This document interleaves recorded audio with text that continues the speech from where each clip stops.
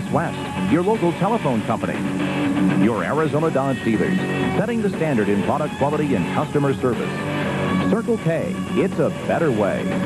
Health South, the healthcare company of the 21st century. And by Smiths and Smitty's.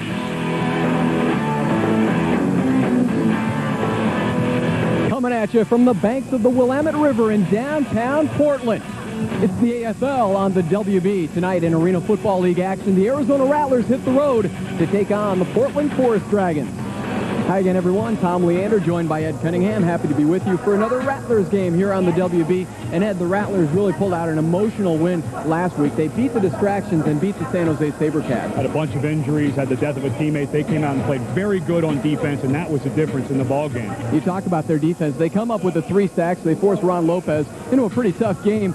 And when you talk about the defensive secondary, you have to start with Cecil Doggett. Doggett was huge all night. He had 4 pass breakups on the night, and he drew tough duty. He had to cover Steve Pappin, the Arena Football League's #1 all-purpose yardage guy. All right, Cecil, we know you're the man on defense, so it's kind of surprising when Calvin Schexnayder chips in. He was back to receive the missed field goal, and he came up from the safety spot and made a huge tackle. How about Jamie Washell blindsiding Lopez, Terry Samuels with the scoop and the score. They took Terry Samuels off the shelf, dusted him off, and he scored 6 points for the Rattlers in his first game. Now, we see Calvin Schexnayder on defense, but of course, it's his offense that has everybody in the league talking, and I don't think there's anybody better in the AFL at catching passes than Calvin Schexnayder, kind of the AFL version of Jerry Rice. The reason he is so good, Tom, is that he comes out of the break quicker than anybody in the league. There's not a defensive back in this league that can cover him one-on-one. And every week, his goal is to have an MVP-type game. When I'm practicing on the field, whether it's on the game, I always push the limit, not to what I can do, but what I can't do. And, you know, as long as I keep trying and, you know, striving for that, you know, that extra performance, then, you know, something good's going to happen, whether it be MVP or not. Shakes and Company tonight taking on the Portland Forest Dragons. Ed, this is a franchise that's really struggled. It seemed to be that they were out of the Forest starting 3-1, but then they lose 2 in a row. Stan Brock's really struggled on, his team has really struggled on offense, and they're changing quarterbacks tonight, making things more simple, and that could be a big help for them. Their new quarterback is Jason Stiles. He'll be looking at 2 targets in particular, Ryan Benjamin and Orandi Gadsden. Benjamin, #2 in the AFL all-purpose yards. Had a huge game against the Rattlers last year. He took one back for a touchdown. They will have their eye on him tonight. Gadsden, nice size. Big guy, 6'3", 217 pounds. He hadn't played arena football ever. Saw the field for the first time against Albany. Looks like he's been playing it his whole life. Ryan Benjamin, Orandi Gadsden. We'll talk more about them and the quarterback change as we get set for the kickoff. It's the Rattlers and the Forest Dragons. We'll kick things off from the Rose City right after this on the WB.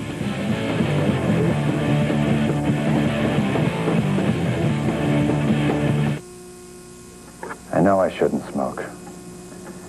I've tried to quit 1,000,000 times. Door. At the Broom Store. Back here at the Rose Garden where they've just finished the national anthem. The Rattlers and the Forest Dragons ready to do at it. And Ed Cunningham, the Rattlers, are going to be without Hunky Cooper tonight. We'll talk more about that. He is inactive because of a quadriceps injury. But first, let's talk about your keys brought to us by Circle K. Rattlers finally put on a show on defense last week. They need to build on that this week and continue to smother the receivers downfield. A receiver other than Calvin Schexnayder must be a big play threat. Sooner or later, some team's going to be able to cover him. We'll see if it's tonight.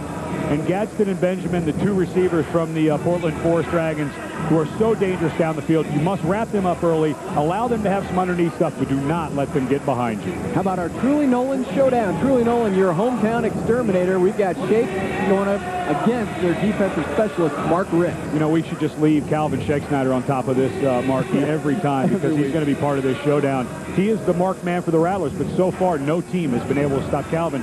Tonight, it's Mark Ricks' turn. See if he can step it up. So the Rattlers with a record of 5-1 coming in against the Forest Dragons, who have an even mark of 3-3. There's Mark Ricks, and it was interesting talking to Cedric Bonner before tonight's game. He went up against Mark Ricks last season when Ricks was playing for Nashville, and he said, I made an all-star out of Mark Ricks. So Cedric Bonner is going to come in tonight with a lot of fire in his eyes.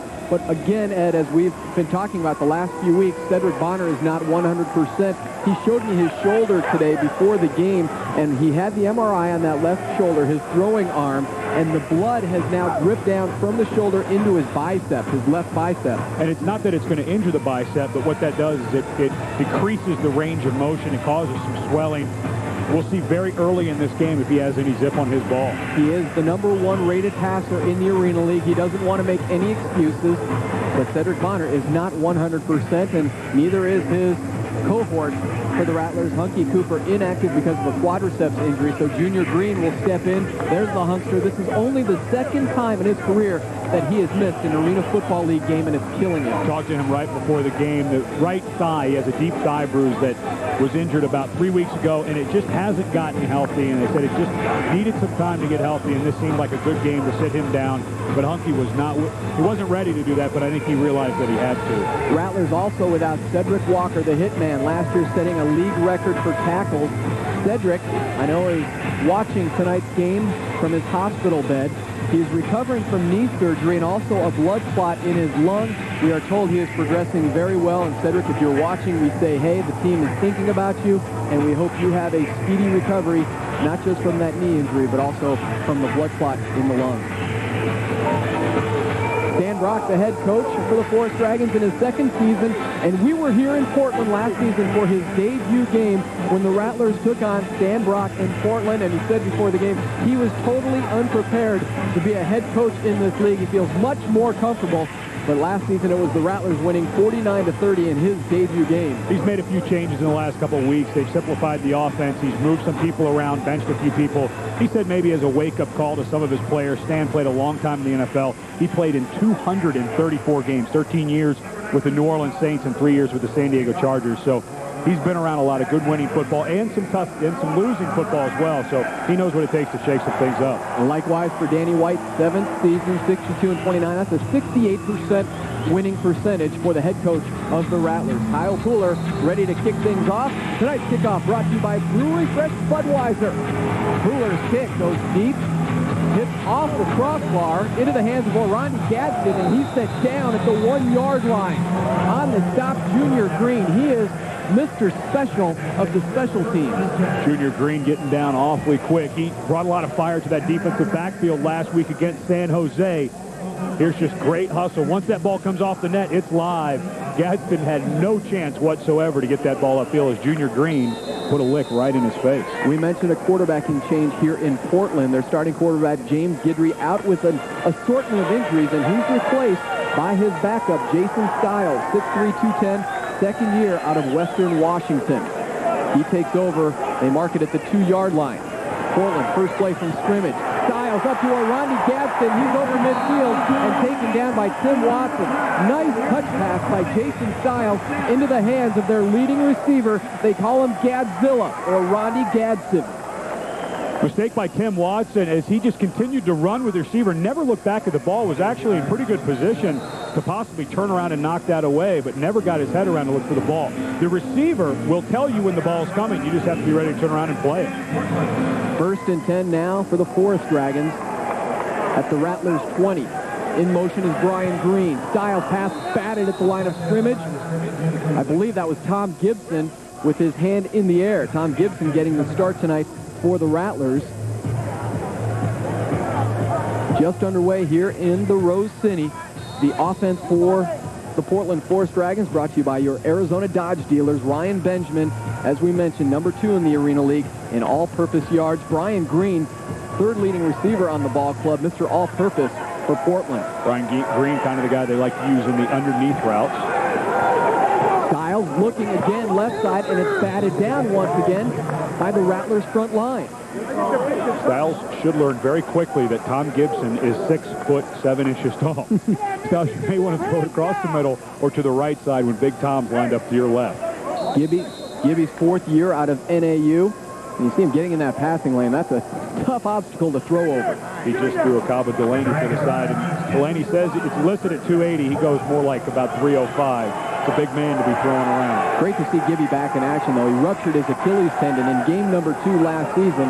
Back in action here. Stiles, left side again, and misfires looking for Ryan Benjamin. Rattlers defense coming your way. Again, courtesy of the Arizona Dodge dealer, Cecil Doggett with the huge game last week. And Tim Watson, Doug K was very happy with the way Watson played as a defensive specialist. On for the field goal now, excuse me, Ed, will be Steve McLaughlin, the former member of the St. Louis Rams. McLaughlin has come in here replacing Darren Alcorn as the place kicker. And he puts one up from 37 yards out, and he is right down the middle. Steve McLaughlin gets Portland on the board, only his third Arena Football League game. But McLaughlin dead straight on the field goal. Portland takes the early lead, 3-0 from the Rose City.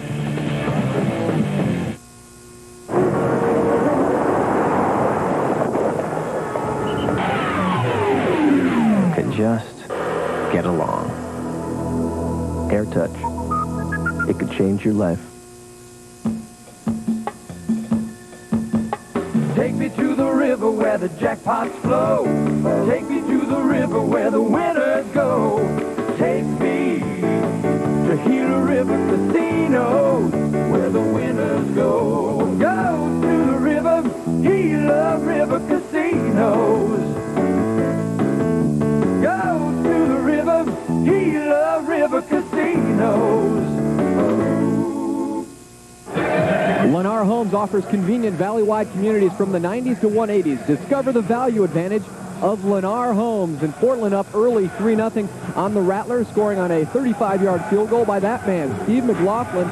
Third-round pick of the St. Louis Rams, 1995, and that's almost unheard of for a field goal kicker to go that high in the draft, but it didn't pan out for McLaughlin, who then went on to play with the Ravens and Falcons. Calvin Scheck-Snyder returning kicks with Hunky out, and he gets it to the 14-yard line. Be interesting to watch tonight because Calvin will be the main return man. They use him as kind of a change-up when Hunky's, when they need to get Hunky some rest. It'll be fun to watch Calvin, see if he can break a long one tonight. Rattlers have done a good job all season long setting up the blocks. You see Calvin has plenty of time, gets to about the 5 or 6 yard line before he starts to see, I don't know, is that a blue jersey, I guess that color is? But before he really has to start moving around. Great job by the Rattlers all season setting up their blocks and the kickoff returns. Defenses, special teams will see different moves coming from Calvin Scheck-Snyder. Bonner with flags down, rolling to his left, firing incomplete. But we'll have to see what the flags are all about.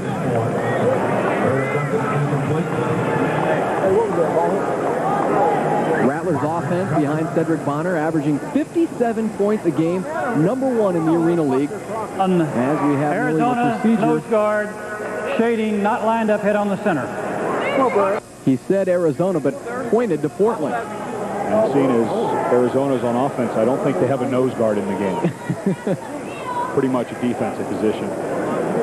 Delaney lined up on the center, and he jumped to the one side before the snap. You have to be lined up straight up on the center, or it's illegal procedure. And this week, the Rattlers offense will feature Terry Samuels in as their fullback. We talked about the run of injuries at that position. Brian Easter, Bo Kelly, Bob McMillan, all out. And Terry Samuels stepping in, had that touchdown scamper off the fumble. Rod Hobbs also playing fullback, scored 2 touchdowns last week against San Jose for the Rattlers. Bonner whipping it deep and incomplete. Looking for Shakes. Defense led by that man, Mark Ricks. Tied with Brian Green, 3 interceptions this season, and Ricks will be shadowing Calvin Scheck-Snyder. Good job by Ricks down the field, did not give Calvin too much space. Calvin had him beat just a little bit. Good to see Bonner able to get some air under that ball, though. Ricks, as I mentioned, played for Nashville last season, led them with 5 interceptions and 13 pass breakups. Second down now for Bonner and the Rattler offense. Complete. Junior Green drilled there at the 22-yard line, and extracurriculars from Mark Ricks. Rattlers and Mark Ricks, they don't make a nice combination. They are not on friendly terms. They weren't in Nashville, and they haven't begun matters here in friendly fashion. Got to figure the defensive coordinator, Mike Church of the Forest Dragons, had a long talk with Ricks this week, told him what kind of game he wanted. A great tackle by Ricks, but a big pickup for the Rattlers that find themselves in 3rd and 1. Junior Green bringing that energy, that AFL experience, having played with Charlotte and the Mass Marauders. 3rd down and 1 for Bonner. And the Rattler offense. Shakes will be in motion. Rattlers trailing 3-0 here in the first quarter. Pitch to Samuel. He's going to be hit for a loss. A loss of 3 yards on the pitch play to Samuels. And the Rattlers stymied in their first possession. It'll be 4th down. Little toss sweep by the Rattlers. Mark Ricks, number 17, is going to come up from his defensive back position. Kind of cheating. He was lined up on one of the receivers, slashed in when they threw the toss pitch. That's something that the Rattlers will look at later in the game to possibly start picking on him with some play fakes. I thought Kyle Pooler might come on for the long field goal attempt instead. Danny White going for it on 4th and 3. Bonner going to Shake. Incomplete. Calvin had a little move on Ricks. Tried to free himself. There is a flag down, though, at the 21-yard line. Ricks, though, right on top of it, didn't bite on the hesitation move. Offside, though, against Portland. Travis McDonald, number 44, the linebacker, was coming on a blitz. He has to stay behind the feet of the defensive line. When you break the feet of the defensive line, 44 on the right of your screen, so he gets that little stutter step right there. He's not allowed to break the feet of the defensive lineman. He has to be behind those, and that's the penalty. Travis McDonald, who just this week came back from a tryout with the Denver Broncos. Stan Brock, the head coach, really advocating the players possibly entertaining thoughts of playing in the NFL, encouraging them for those tryouts. 4th and inches for the Rattlers. They get another crack at it. Samuel's still going. Bounces into a host of players when he finds open range out on the left block. Great second effort by Terry Samuels, and the Rattlers' drive continues.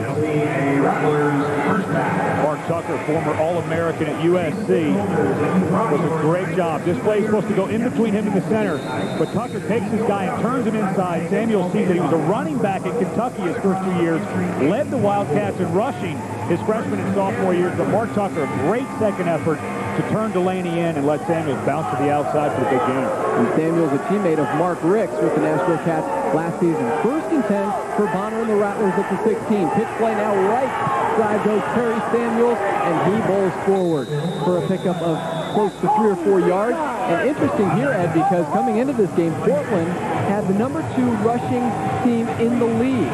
They were the team that liked to put it on the ground, but we've seen a lot of action. Bonner handing off to his fullback, Terry Samuels. Unfortunately, in this league, Danny White will tell you, as well as Cedric Bonner, this is not a running league. This is not the Big Ten. This is the Arena Football League. You've got to be able to throw the ball. But Danny's not afraid to run the toss sweep, especially when he gets down in the red area inside the 8-yard line. Likes to run that toss sweep. They'll give him 4 yards, 2nd and 6 from the 12. Shakes on the fly. Bonner whips it good to Herb Duncan inside the 5-yard line, down at the 3. Taken down there by James Fuller, and a flag down at the 12-yard line. The line of scrimmage. Herb Duncan flashing. Offside, 77, Portland. In and out goes Mr. Official with his wireless microphone, but it is offside against Chuck Reed of the Forest Dragons. Well, now we know why Portland, Cleve 77, Chuck Reed was just lined up in the neutral zone. He didn't flinch, but now we know why Portland is the most penalized team in the Arena Football League. Little things like that, little mental errors, just lining up offsides. I mean, just look down at the football, and you know you've got to be on the other side of it. 1st and goal from the 3. Samuel gets into the zone. Terry Samuel pounds in 6 as Scheck-Snyder and Mark Ricks going at it in the back of the end zone. Terry Samuel's a busy man on this drive for the Rattlers. And he cranks open the six-pack here. Watch number 10 on the right side of your screen. Fleming gets his hands inside number 93, Tom Briggs, and just turns his shoulders. What a great job by Fleming. Offensive lineman, you're taught you have to get your hands inside of the defensive player and get them turned. Excellent job by Flint. Kyle Pooler on for the point after. As the Rattlers try to make it a 7-3 lead here in the first quarter, but it's blocked. Blocked at the line of scrimmage. And the Rattlers will have to settle for a 6-3 advantage on the Forest Dragons. But in their first possession, they ate it up. The ground attack led by Terry Samuels. Rattlers leading the Forest Dragons with 6:02 to go in the first quarter.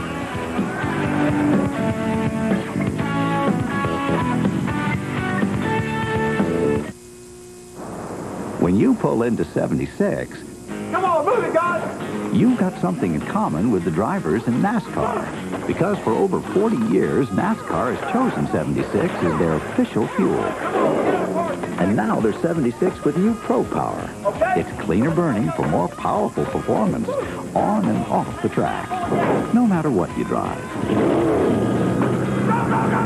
Get the spirit of NASCAR. Get the spirit of 76. Can we enhance performance by simply moving a battery? Is it possible to combine the ease of an automatic with the fun of a manual? Is everyone comfortable with the concept of cab-forward design? These are the questions. This is the answer. Dodge Stratus. Now select Dodge and competitive owners can get $1,500 cash back on Dodge Stratus. You hear me, Stoke? Starting Monday at Subway, when you order a 44-ounce drink, you get a free cup celebrating the 1997 Arena Bowl champions. Supplies are limited. Subway, the way a sandwich should be. Pooler kicking it off with the Rattlers leading 6-3 off the Terry Samuels 3-yard touchdown run. Ryan Benjamin, he's taken 2 back for touchdowns this year. He's still up and going at midfield. Ryan Benjamin to the 15 to the 10 and finally taken out. Junior Green, 2 flags now down on the field, though, on that return. Junior Green, Kyle Pooler finally dragging Ryan Benjamin out. But preliminary indications showing that it's a hold against Portland on the return. I believe they're going to get James Fuller, rookie out of Portland State, for the hold, number 22. But I was watching his block the whole way. I really didn't see a hold on that one, Tom. There's Fuller with his head coach, Stan Brock. They were teammates, Ed, with the Chargers. So you call him a rookie in arena football, but he has numerous NFL experience with teams like the Saints, Chargers, and Eagles. He was a starter for the Eagles. Holding. First foul. We have double foul. The hold, and then Joe Burt was cited for the Rattlers. James Fuller's locked up with Tim Watson, just biting his tail off. I don't see the hold. He knocks him right on his keister. I do not see the hold. That's a horrible call by the official. As long as your hands are inside and you're driving your legs, that's not a holding call. Of course, he's having an argument with the coach saying, hey, coach, I swear I didn't hold him. But they'll know when they watch the film that Fuller made an excellent block for his return. Another one of those local products, too, out of Portland State. This team loaded with either high school or college stars from the area, trying to attract attention here in Portland as they try to get some fan support here. This game was changed. It was originally scheduled for tomorrow night, but they moved it tonight thanks to Shania Twain. Said she could only make her concert performance here on Friday night, so they moved the game. Forest Dragons looking into the end zone and a flag on the coverage. Cecil Doggett trailing Ryan Benjamin.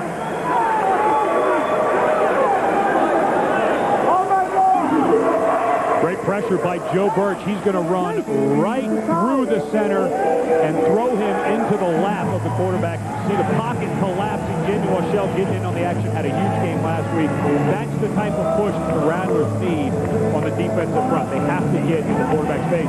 Especially a guy like Jason Stiles, who, as we've seen so far tonight, has kind of that sidearm throwing motion, throws off his back foot a little bit. Get him a little happy feet in the pocket. Great pressure, but unfortunately for the Rattlers, Cecil Doggett was flagged on the coverage. Pass interference, a holding call, and it will be 1st and 10 now from the 15 for Portland. Brian Green In motion. Styles. Plenty of time. Lobs one way over the head of Orlando Gadsden. And Gadsden looks back in dismay.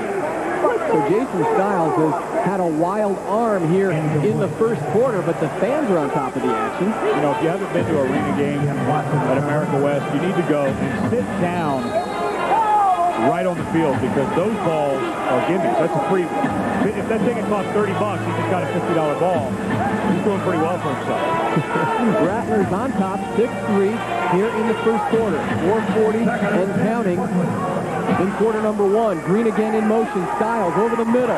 Misfires once again for Ryan Benjamin. Rattlers have a real opportunity here, Ed. Jason Styles cannot find his receivers. Jason Styles kind of has a strange little, you see how far he holds it outside of his arm. The ball's starting to float on him. And I'm sure Benjamin, all 5'7" of us, is going back and getting in Styles' face saying, look, man, I'm running hard routes. You can't be laying me out to dry like that. James Guidry, the starting quarterback for this team, out with a hip and ankle injury. Already, 6 games into the season, he set 8 team records as their starting quarterback. But because of those injuries, Styles is in and throwing it all over the field. This time going left and nearly into the stands, incomplete. Gadsden just doesn't know where that ball is going to be thrown. Right side, right shoulder, left shoulder. Styles is all over the place. With an out route, the ball has to be thrown low to the right side, of almost to the hip of the receiver. When he goes to pump that ball, he's really working that arm. He's got to keep the arm up high. Stan Brock, when we were talking before the game, alluded to the fact that Styles is just not a very active passer. He was pretty much right on the money, Tom. On comes Steve McLaughlin, the former University of Arizona place kicker, has already booted a 35-yard field goal. This will be from 30 yards out to try and tie matters here in the first quarter. Styles the holder, McLaughlin on for the 30-yarder. McLaughlin's boot is up. Plenty of distance, but wide left. Scheck-Snyder, there'll be a flag on that one, as you have to allow the return man an opportunity to catch that ball off the net. There are flags all over the field, and the Rattlers will take over. It's amazing, Tom. Before the game, I was down on the field, and the Forest Dragons were working on that exact play. They were kicking balls off the net, going down to cover. Stanbrock, interference with the... Stanbrock 5 or 6 times had to yell at guys, say, you have to stay outside the 5-yard line. Until the opposition catches the ball, you cannot go inside the 5-yard line. And that's what this penalty is all about. It's amazing that literally minutes before kickoff, the coach had to yell at players, and then they go out and make another dumb mistake. Portland is killing themselves with stupid penalties. And it just seems as some of these younger players in the Arena League continue to flood into this league, they have a tough time adjusting to the rules in arena football. I think Jason Styles is struggling. He is 1 of 6 for 29 yards. That's pretty inaccurate. At the other end, Cedric Bonner did not go airborne as often as usual, relying on the ground game of Terry Samuels. But it's Rod Hobbs now in the backfield at fullback. Bonner in his own end zone. Fires deep. Herb Duncan all caught up with James Fuller. Number 22 of Portland gets flagged for the interference call. Boy, I don't think I've seen anything that blatant in some time. Herb Duncan got literally turned around at the 20-yard line. You know why he got turned around, Tom? Because he For 22, Portland, be an 8-yard penalty. Fuller knew that the post route was an automatic 6 points. And he did the smart thing. It really is smart. Instead of a touchdown or a long gainer, get an 8-yard penalty, automatic first down. I'm telling you, you'd much rather have that than 6 points for the other team. And James Fuller played safety for those NFL teams I mentioned, the Saints, the Chargers, and Eagles. He's not used to man-to-man coverage. He's usually the one coming over from his safety position, just adding some relief. First and 10 for Bonner. If he was one-on-one, it was with a tight end, not Herb Duncan. And now we have more flags down. This game is just getting littered with linen. 2:19 to go here in the first quarter. Rattlers on top 6-3. Coach Wood, contact before the snap, number 92, Portland, 3-yard penalty. You know, we don't really even need to listen to the officials anymore. We know it's going to be on Portland. So might as well just try to figure out what the penalty is, how much they're going to move the Rattlers forward, and move on. I hate to say this, but that's the sign of an undisciplined team with all these penalties here in the first quarter. Stan Brock, a former player offensive lineman. I'd like to stand up for an ex-offensive lineman like myself, but Stan, if you don't get your team not killing yourselves with penalties, it's going to be a long haul, especially when you're already struggling on the offensive side of the ball. 1st and 7 for Bonner, completing 68% of his passes this season, stepping up, avoiding the pressure, nearly sacked, gets it away to Marvin Bagley, incomplete, but that was almost the first sack against Cedric Bonner in 25 games. He has gone 25 games without being sent to the turf. That was the closest he's come. Kind of a jailbreak for the Rattlers. Tom Holmes blows through Rod Hobbs. That's been the big problem for Hobbs. He's only been around for a week and a day, is picking up his blocking responsibility. There he just gets beat by number 40 Holmes, and tell you, it's amazing. A guy who broke his leg last year, Cedric Bonner, with that kind of escapability. It's amazing that he's been able to do that. He's only had to do it a few times this year. It's been pretty good protection, but he is fully healed from that broken leg he suffered last year against Tampa in the semi. Last week, Bonner 23 of 40, 324 yards, 3 touchdowns, and a pick by the San Jose SaberCats defense. 2nd and 7. Bonner, quick strike to Shakes, makes the move. He's still up at the 15. Shakes is looking for 6, but gets drilled at the 5 and sent down by James Fuller. And Calvin's got a big smile on his face. He was smelling pay dirt until James Fuller came on the spot. So many players at any level of this game, from the NFL on down to high school, that can see the field like Calvin. After he catches the ball, see how he looks right there and picks up the block of Marvin Bagley. That's incredible field awareness by Calvin. Of course, he gets slammed to the turf, but incredible field awareness by Calvin to see Bagley coming, put on the brakes for a quick second, let him get the block and get another 15 yards at the end of the play. We've seen the Rattlers going to those shorter routes. Bonner, 1st and goal, whipped it, but it's deflected by Mark Ricks, intended receiver Marvin Bagley. It's the defensive specialist, Ricks, leading the team in interceptions and pass breakups. There again, showing why. We've seen a bunch of defensive backs take strides at the Arizona Rattlers this year, and this guy, Mark Ricks, he's not intimidated. We've seen a bunch of guys who just kind of seem like they're just confused and don't know what they're doing. This guy's been Johnny on the spot all night. Great breaks on the ball, some really solid tackling in both the running and the passing game. He's having a huge game. I know it's early, but that's a big deal for them in the defensive backfield. Forest Dragons defense giving up 48 points per game as the first quarter ends. Their defense doing a nice job on the Rattlers, holding them to 6 points, but their offense can only muster 3. We're headed to quarter number 2. From Portland, Oregon, it's the Rattlers on top of the Forest Dragons. Second quarter coming your way on the WB. We will start the bidding at 90,000. 90,000. I grew up on your tacos. Thanks. Rated R. Starts Friday, June 26th at theaters everywhere. The Rattlers' upcoming schedule brought to you by the Phoenix Airport Hilton, the official host hotel of the Arizona Rattlers, who will run into 2 games down the road, a couple of home games. First to Orlando, then the Dragons, and back on the road, and back on the WB in Grand Rapids. You know, Tom, Orlando will only be the 2nd team that the Rattlers have faced this year with a winning record. Saw the Arizona Sidewinders in attendance. Big contingent coming in from Phoenix for this game. Bonner on 2nd and goal. Bonner will take it in himself. A little punishment handed out by Fuller, but Bonner gets into the end zone for 6. Fuller thought he pushed him out prior to the line, but Cedric takes the hit and kept on taking in the end zone, putting the Rattlers up 12-3. Cedric Bonner is not a small man. I mean, he goes all of 6'4", maybe 6'5", 230 pounds. He's going to try to lower the boom on Fuller. Fuller's no little guy either. Played safety in the NFL, can come up and lay the lick. Good effort by Bonner to find that cone. He just has to break the plane. On comes Kyle Fuller for the extra point. His first attempt was blocked. Donnie Davis the hold. Second one has a lot more air to it. And it's through the uprights and good. Arizona Rattlers extending their lead to 13-3. Cedric Bonner coming into this season with 37 touchdown passes. He decided to go via the ground here in Portland.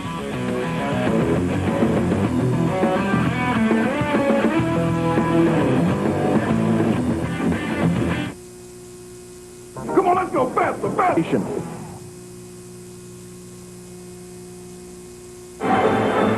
Every Tuesday night this season at Country Harvest in Tempe, you're invited to eat with the Rattlers at Country Harvest at the corner of Priest and Elliott in Tempe. We're talking Rattlers online in a matter of moments. Their line holding the Rattlers defensive team to 0 sacks in the last 25 games, and Cedric Bonner taking it on the touchdown scamper last time out, avoiding the pressure. And Ed, I think it was questionable whether or not he actually broke the plane of that goal line. But let's have a chance to listen to Kevin Thomas, the Rattlers line coach, talking about how the Rattlers have taken mostly offensive linemen and tried to teach them how to play defense. I think if you look at us over the years, we've always we brought in offensive linemen and taught them to play defense, and most other teams bring in defensive linemen and teach them to play offense. I'd say, yeah, we give up a little bit defensively to be able to protect the passer. Their defensive lineman trying to put the pressure on Stiles, who finally completes the ball to Orandi Gadsden. The Rattlers have always gone out and got offensive linemen for one reason. This is a scoring league. You have to outscore your opponent. Defense is not really played. But they go out and get guys, and you look at a guy like Darren Kenny, number 58, and Mark Tucker. Tom Gibson was an offensive lineman. These guys have turned into pretty good rushers. Then you look at a team like San Jose they played last week. They go out and get mostly defensive players, and their offense suffers miserably because they cannot learn how to pass block. That was a first down completion, Stiles to Gadsden. Now he's looking deep for Gadsden again, who reels it in at the 3-yard line. Tremendous effort there by Gadsden to slow himself and reel it in. He was full bore on Tim Watson and then hit the brakes. Tim Watson did this earlier in the game. He was also covering Gadsden. Never turns around to play the ball. Has his head turned towards the receiver. When that receiver starts playing the ball, and you can see his eyes light up, you have to take a peek over your shoulder and try to find the football and make a play on it. Watson just seems to kind of be running around out there trying to cover him, never playing the ball. Stiles, a softball to Gadsden, one-hander in the corner of the end zone, and they're calling it incomplete. Somehow Gadsden was still able to bring that down. 6'3" with plenty of leap, and Stiles just put it up in the air as a jump ball for Orandi. Unfortunately for Gadsden, this end zone, the corners are cut a little short. Rose Garden here doesn't have a full end zone. That shouldn't be there. The line runs into the boards. There is no corner of the end zone. And those pads are inbounds, Ed. Officials made a poor call there, Tom. When that ball comes off of the wall, the receiver is allowed to catch it. That should have been a touchdown for Gadsden. Exactly true. Stiles loses the snap. It's loose. Parnell tries to hop on it. Who comes up with it? It is Sean Parnell comes up with the loose ball and the turnover. Huge mistake, a costly one for Portland. Knocking on the door for their first touchdown of the evening, but turned back. Center exchanges are such a fundamental thing, but when you have a new quarterback, number 71, Chris Butterfield is the center, probably hasn't worked very much this year with Stiles, only this week as he takes over the starter's position, and that is something coaches get so worried about that when a new quarterback has to come in, and you're down, knocking on the door, down 10 points. That is a huge turnover for the Forest Dragons. That's a killer, but Bonner and the Rattlers will take it at their 4-yard line. Bonner whips it good to Shakes, and he is taken down at the 12-yard line. Calvin coming off another tremendous performance, 13 receptions, over 200 yards receiving last weekend against San Jose. Calvin's amazing where he kind of just goes along quietly for a while, just making little 7, 8-yard catches. They've tried to throw to him deep a couple of times, but he was covered tightly by Ricks. But he just kind of goes along quietly. You don't think he's really having a good game, and all of a sudden you see his numbers. He had like 180 yards receiving. Let's see if they don't try to bust one loose on this drive down to Calvin deep. You would think, too, teams are going to pick up on the fact that Bonner's arm strength is not at 100%, so he's going to those short routes. This time, looking plenty deep. firing it across the middle. Shake tipped away from behind. James Fuller got a hand in at the last second. A flag down at the 7-yard line.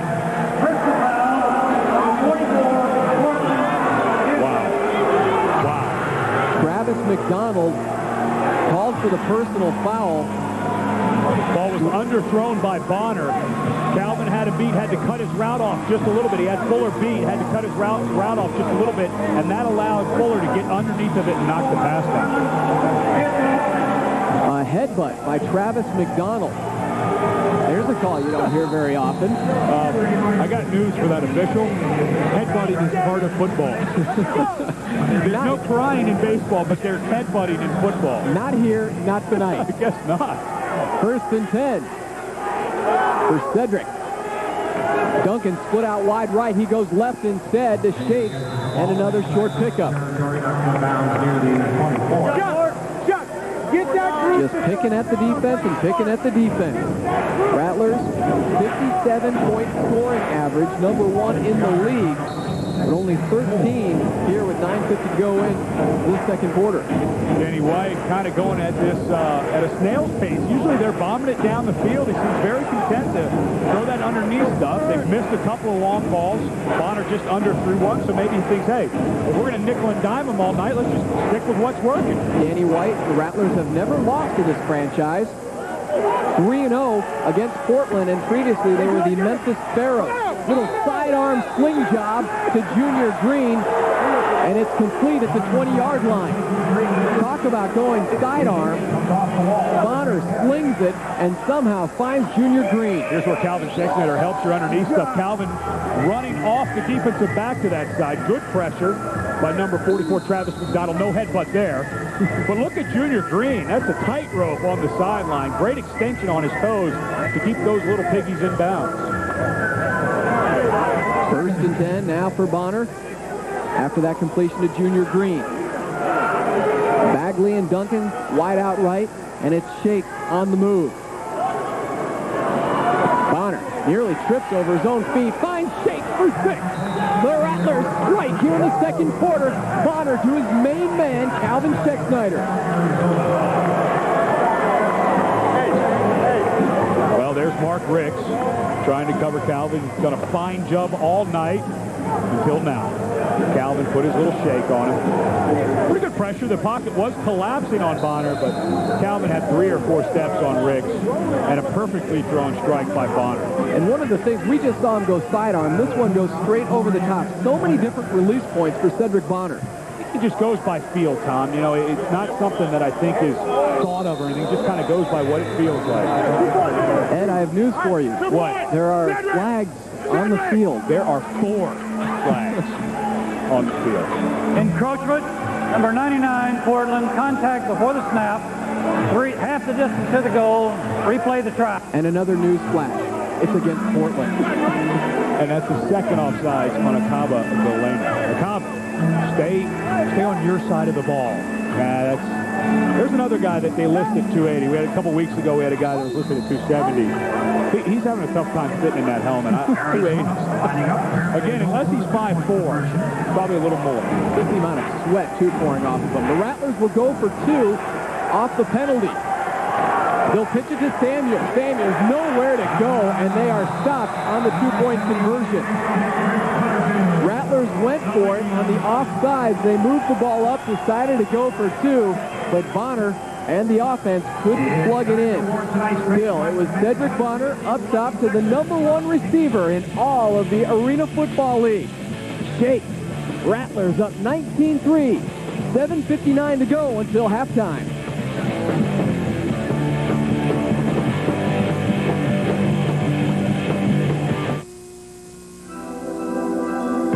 Can we enhance performance by simply moving a battery? Is it possible to combine the ease of an automatic with the fun of a manual? Is everyone comfortable with the concept of cab-forward design? These are the questions. This is the answer. Dodge Stratus. Now select Dodge and competitive owners can get $1,500 cash back on Dodge Stratus. I know I shouldn't smoke. I've tried to quit a Want to quit smoking and need help? Call the Arizona Smokers Helpline, 1-800-556-6222. The call is free. The program is free. Be an ash kicker with smoking. Cooler's kick off the bottom portion of the net. Ryan Benjamin taken down at the 5. First man on the spot, Marvin Bagley, activated with Hunky Cooper out. Once again, this Rattler team playing with their an aggressive feel that we didn't see for a couple of weeks there, Tom. It was gone. They brought it back last week. Guys like Bagley running down. He's a receiver, but he's down there making plays on special teams. Portland Forest Dragons are giving them every opportunity, and the Rattlers are taking advantage of them all. Once again, if you're joining us late, Hunky Cooper inactive, only the second game that he's missed in the Arena Football League, and Jason Stiles maybe wishing he weren't starting and missing this game here tonight. Really struggling. First and 10 for Portland. Trailing by 16. Ryan Benjamin gets free and down to the 21-yard line. One of our keys to the game right at the top was wrapping up Gadsden and Benjamin, and Cecil Doggett there came up from his defensive back position, was on the spot to make the tackle, but he did not wrap up Benjamin. Goes low, gets no piece of his jersey, does not get a leg. A guy like that you don't want behind you. Thankfully, Bagley was there to bail him out. Second on the team in receptions this season, Ryan Benjamin. This time, though, they go to number 7, Pete Grayer, third-year player out of San Jose State. Jason Stiles starting to find some teammates in the open field. Stiles just has to get some kind of confidence. They're going to some shorter underneath passing. Again, Doggett with the missed tackle. You cannot miss these guys. The field is too short, and there's nobody home. There are no safeties in the Arena League. When you're the first guy to the scene, you have to make the tackle. Doggett, keep that head up. He's got to start wrapping guys up. 2nd and 1. Stiles, soft ball. Brian Green never saw it. Brian Green missed 6 because he never saw the pass, which would have been an easy touchdown. Right when Stiles threw that ball, I looked at Green, and it's like he didn't even know where he was on the field. He never turned around. If you're running a go pattern, Green, the ball's going to be there eventually. You might want to start looking over that inside shoulder. What a strange case of miscommunication. This team, just kind of odd. Stan Brock comes across a discipline-oriented kind of coach, but some of these guys just look like they don't even know what they're doing. Green's the team's third leading receiver. It's not like he's not used to catching balls. Cecil Doggett right there, deflecting the pass away from Ryan Benjamin. So after a couple of missed tackles, Doggett with the deflection. If these Forest Dragons don't start getting something going, we could see a 3-point game. I mean, they've had plenty of opportunities. Ball just thrown late. Good defense by Doggett, getting that hand in there. That's what he does best. Doggett really likes to play the ball. Some defensive backs play the man. Cecil truly plays the ball.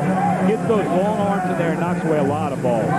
We'll take the timeout. Portland trying to figure out the Rattlers' defense and their own offensive scheme. They're trailing 19-3, 5:18 to go until the half.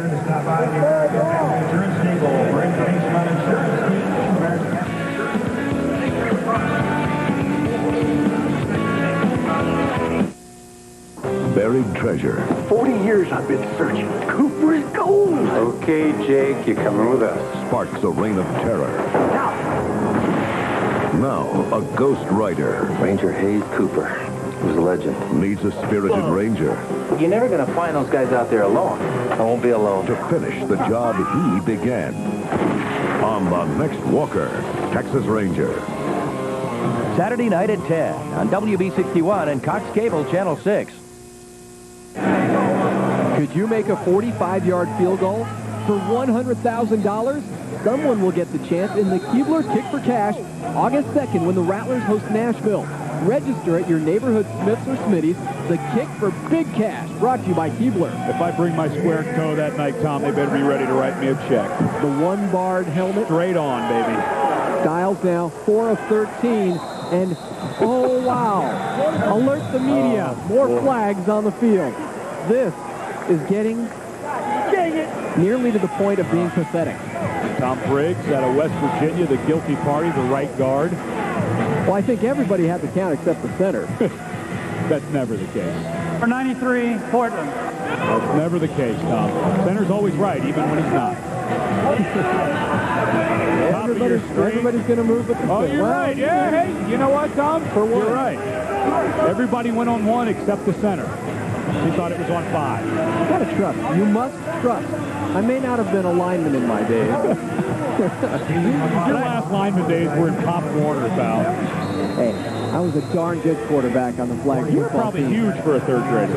Here comes McLaughlin for the long field goal attempt. They'll mark it at the Forest Dragon 19-yard line. And McLaughlin gets it up, and it's going to be wide right, way wide right. Shake takes it off the net. He's moving and grooving. Shake has got some real estate and taken out by Brian Green. So the Portland Forest Dragons still sitting with only 3 on the board with 4:50 to go until the half. Their offense has hit a wall. Stan Brock in his second season, 4-10 overall with the Forest Dragons, and he's having to watch this. McLaughlin had a great game last week against Milwaukee. He was 4 for 4 on his PATs and hit 2 field goals, one of them 51 yards. He already missed 2 tonight. This is such a different game for a kicker.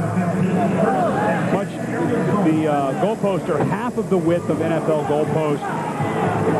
It's just a totally different field. The post is 14 feet high instead of 10 feet high. It's just a totally different game for those guys. It was a 39-yard field goal attempt that went wide right, and that pass goes sailing through the hands of Herb Duncan, but a flag is down in the defensive secondary of Portland.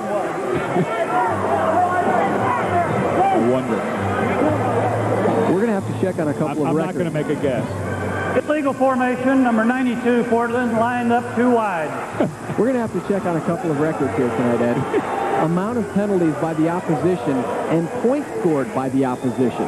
Blaine Berger was just signed this week by the Portland Forest Dragons. Look at the size of those arms. This is his first game, but you know what, Tom? If you don't know the rules, you can't use those arms. Good Blaine, Lord. you cannot line up to the outside of the offensive guard. You have to be lined up, head up, just shaded to the outside. He could barely fix his chin straps. His arms are so huge. They get in the way, man. He hadn't brushed his teeth in months.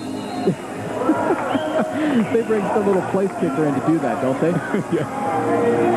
Rattlers now calling timeout with 3:57 to go, so there's bedlam here in Portland. Rattlers leading 19-3. They have possession 1st and 7 off the penalty. Arizona's Budweiser distributors remind you to drink responsibly. Know when to say when. Portland needs to know when to say when to stay on sides and line up right and quit holding people. This has been amazing. There's Stan Brock. We talked to him before the game, and after the season is over, he is going to become the color commentator for the New Orleans Saints, one of the NFL teams he played with, and he'll replace Archie Manning as the color commentator on Saints radio. Yeah, Archie deciding to give up his post as the radio color guy for the Saints so he could go follow his son Peyton, who was drafted, of course. Wait, what team was that? Was that Indianapolis? Cleveland? Was Indianapolis? it Baltimore? Manning? I don't know. Anyway, one of those teams, but Archie's going to go out and follow his son and go to all his games. So they called Stan, who's in the Saints Hall of Fame. Not a bad guy to come in and do your broadcasting. I think he would have preferred it to be San Diego. Probably a better place to vacation or to go watch your son play. Oh, Indianapolis is gorgeous in about December. Under 4 minutes to go until the half. The pitch play to Rod Hobbs, who had 2 touchdowns in his debut game against San Jose last weekend, and he bowls forward just a yard short of the first down. Rod Hobbs in training camp with the Rattlers. They kept him around just in case they were hit by injuries, and boy, were they ever. So Rod Hobbs now playing fullback linebacker and doing a fine job.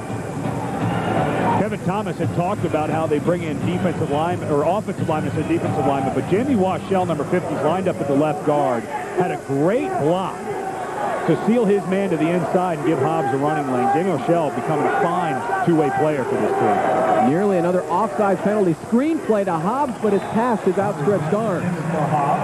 Cedric Bonner putting a little too much mustard on that softball to Hobbs.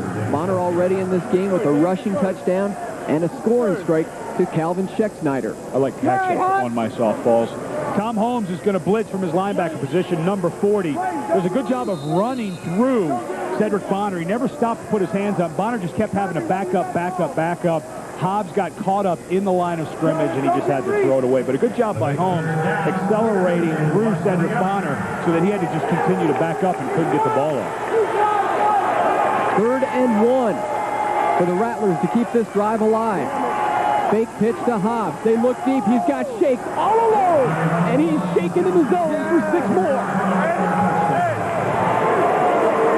That was easy pickings for Calvin Schexnayder. 2nd touchdown reception and 2nd touchdown toss for the AFL's top passer in Cedric Bonner.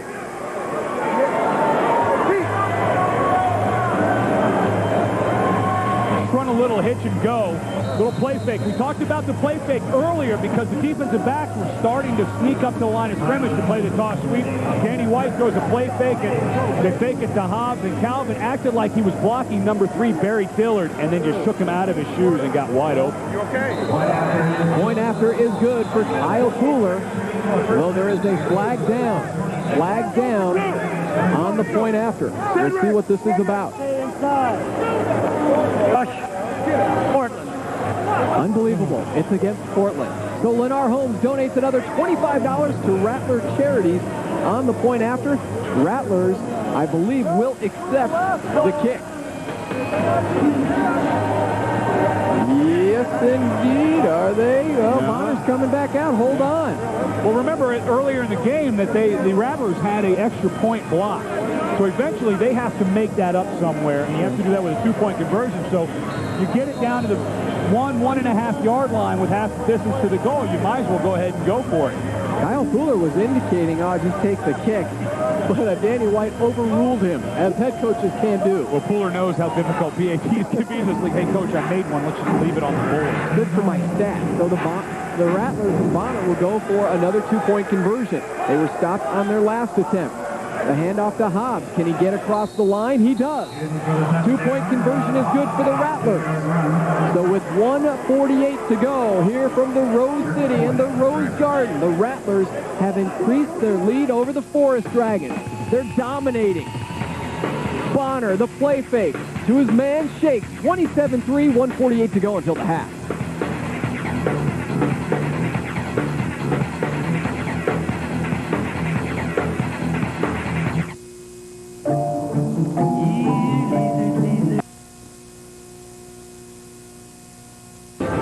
Seats are still available. Call 514-TD-TD, and next time we see those Sidewinders, you'll be in uniform. Good to see them up here giving some support to the guys. Sometimes prefer those uniforms, though. I want to be one of the first 8,500 so I can have a team. Kyle Fuller lifts it off the net to the hands of Benjamin. He's had 2 taken back for touchdowns. Not this time, young man. Junior Green, Kevin Knox on the coverage. Junior, don't call me Jocelyn Green. His given name is Jocelyn. I think I would probably go by Junior as well. Benjamin is so dangerous, though, when that ball comes off the net. Doesn't get a whole lot of help from his blockers. He's flying around and trying to find a seam, and number 1 sticks to number 1, and he only goes 5. Hey, somebody's got one of those red legs. Make it 6. Junior Green also will be part of a big feature tomorrow night. We'll talk more about that in the second half. But Dateline NBC in town last weekend, and Junior will get some serious airtime following NBA Finals game number 5. Styles hit in his own end zone, stays up. Sean Parnell on the coverage, went for the pick, but it goes incomplete. The intended receiver, Cedric Johnson, the rookie out of Utah. Dan Brock making some adjustments here on offense, trying to kick things into gear. Only 3 points on the board. We talked about Jamie Washell earlier on offense. Here on defense, just rolls right over the top of Travis McDonald. See how he gets under his pads and gets his hands driving up through McDonald. McDonald's not a little guy either, 250 pounds, but Washell, former defensive lineman at Purdue, excellent leverage underneath the man who's trying to block him, shoved him right into the lap of Styles. There is Jamie Washell, that big stick on Ron Lopez last week, jarring the ball free, and Terry Samuels taking it in for 6, and that was really the icing for the Rattlers in a big emotional win over the SaberCats. As well as he's played the last few weeks on offense and especially on defense, he's making a push to be an all-arena selection on the line this year. Wow, mark that one down. Off that commentary. Jamie Washell, free agent with the Bengals back in 1996. Just his second year in the Arena League. One of the players that Danny White, Vice President Gene Nudo have brought in, and they're taking on a team, the Portland Forest Dragons, whose general manager is Pete Catella. And Pete Catella is the man, one of the architects of the Arizona Rattlers. He brought in Hunky Cooper, Cedric Bonner, Calvin Scheckschneider, and Cedric Tillman. And he's trying to put together a winner here in Portland. It would help to have a few players like those guys on your squad. Dial way off the mark again, looking for Benjamin. As the drought continues for the Portland offense, as Tony Henderson laying on top of Styles and still down, it looks like, as he grabs his face. Tony Henderson, though, in some pain. Played in 2 Rose Bowls at Michigan. And he rips off the helmet. It seemed to be some type of a mouth injury. Fortunately for Tony, you don't need any part of your mouth to play defensive or offensive line. Can't tell what happened there. I don't know if his chin strap may have come up into his mouth or something. I don't want to speculate, but Tony's walking off the field. Seems more mad than anything. So we have a stop and play and a timeout as Henderson tries to regroup. Styles now only 4 of 15 in the first half, and he's missed on his last 5 attempts. Not getting much help from his offensive line or his fullbacks either. Starting to get good pressure on him. The Rattlers are dropping down around his legs, giving him those happy feet. Taco Bell and the Arizona Rattlers host the first ever Rattlers Rally Saturday, June 27th from 1 to 4 at the America West Arena. This free event features interactive games, player clinics, and autograph opportunities. Bring a Gordita wrapper from Taco Bell and receive a free Rattlers mini football. Call 514-8300 for more info. What if I just bring the Chihuahua?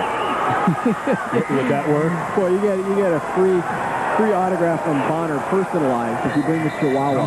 Benjamin, not much of a game there as we're under a minute to go. Boy, try and figure out this Portland Forest Dragons offense. Under a minute to go, and they're going for a little 1-yard out pattern. And another timeout, 48 seconds left to go on the clock. Ryan Benjamin or Ronnie Gadsden just frustrated here in the first half. Unheard of that offensive coordinator Bob Cortez, who was an assistant at the University of Colorado when Stan Brock played there, uncanny that his offense can only put 3 on the board here with 48 seconds to go. Pretty much a brand new offense this year that Bob Cortez has put in. He was brought in by Stan Brock. Stan was brought in last year, 7 games into the season. Kind of had to put together an offense haphazardly. Brought in Cortez during the offseason. You stay in on the things that he's installed. Unfortunately, he doesn't have a quarterback right now who can pull him off. Quarterback has been less than accurate. Styles has. He's missed on his. He finally hit 1 pass. He's missed on 5 previous passes.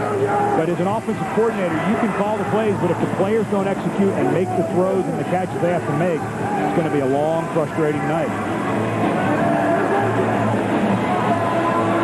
Once again, fans, that Rattlers Rally is Saturday, June 27th from 1 to 4 p.m. at the America West Arena. So head on over there with your Gordita wrapper.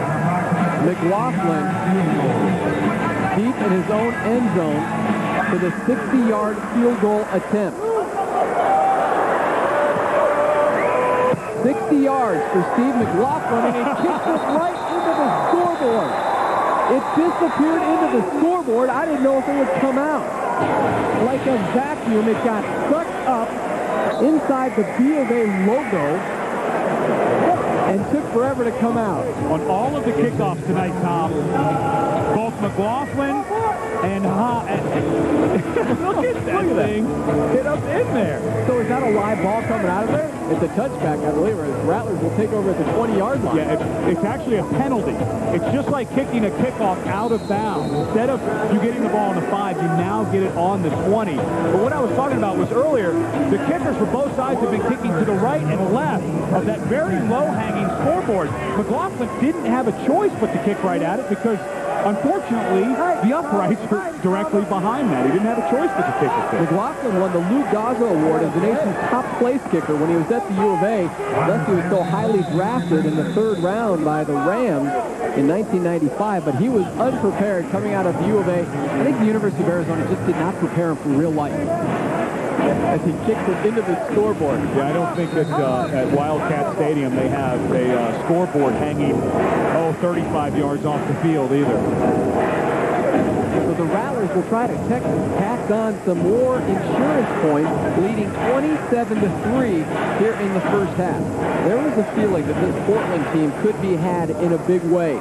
They are banged up. So too are the Rattlers, but Portland might have more injury problems than even the Rattlers have had. Complete Sean Parnell, and he is wrapped up at the 12-yard line.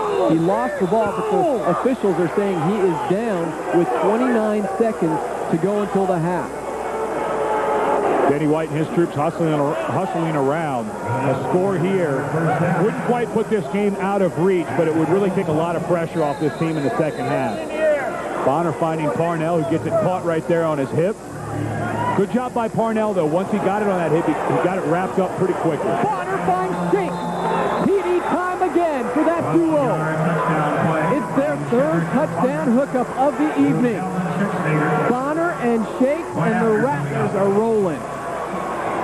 This is turning into a laugher at the Rose Garden. Bonner's going to get a little pressure. Number 44, McDonald, and Akaba Delaney down around his feet. But when Calvin Shake Snyder is that wide open, he could be falling flat on his face and find him. Shakes now with 23 touchdown receptions on the season as Cooler comes on for the extra point. And Lennar Holmes will finally donate $25 to Rattler Charities. They've been waiting to write that check, haven't they? They have. Cooler's had a couple go through the uprights, but because of penalties, they've gone for the 2-point conversion. So it's 34-3. We'll keep it here. 19 seconds to go until the half. Got a big halftime show coming your way, so stick around. Our Rattler's tale and all the first half highlights is Bonner padding his numbers. Again, Rod Hobbs got a little confused. Joe Birch, the center, got beat right at the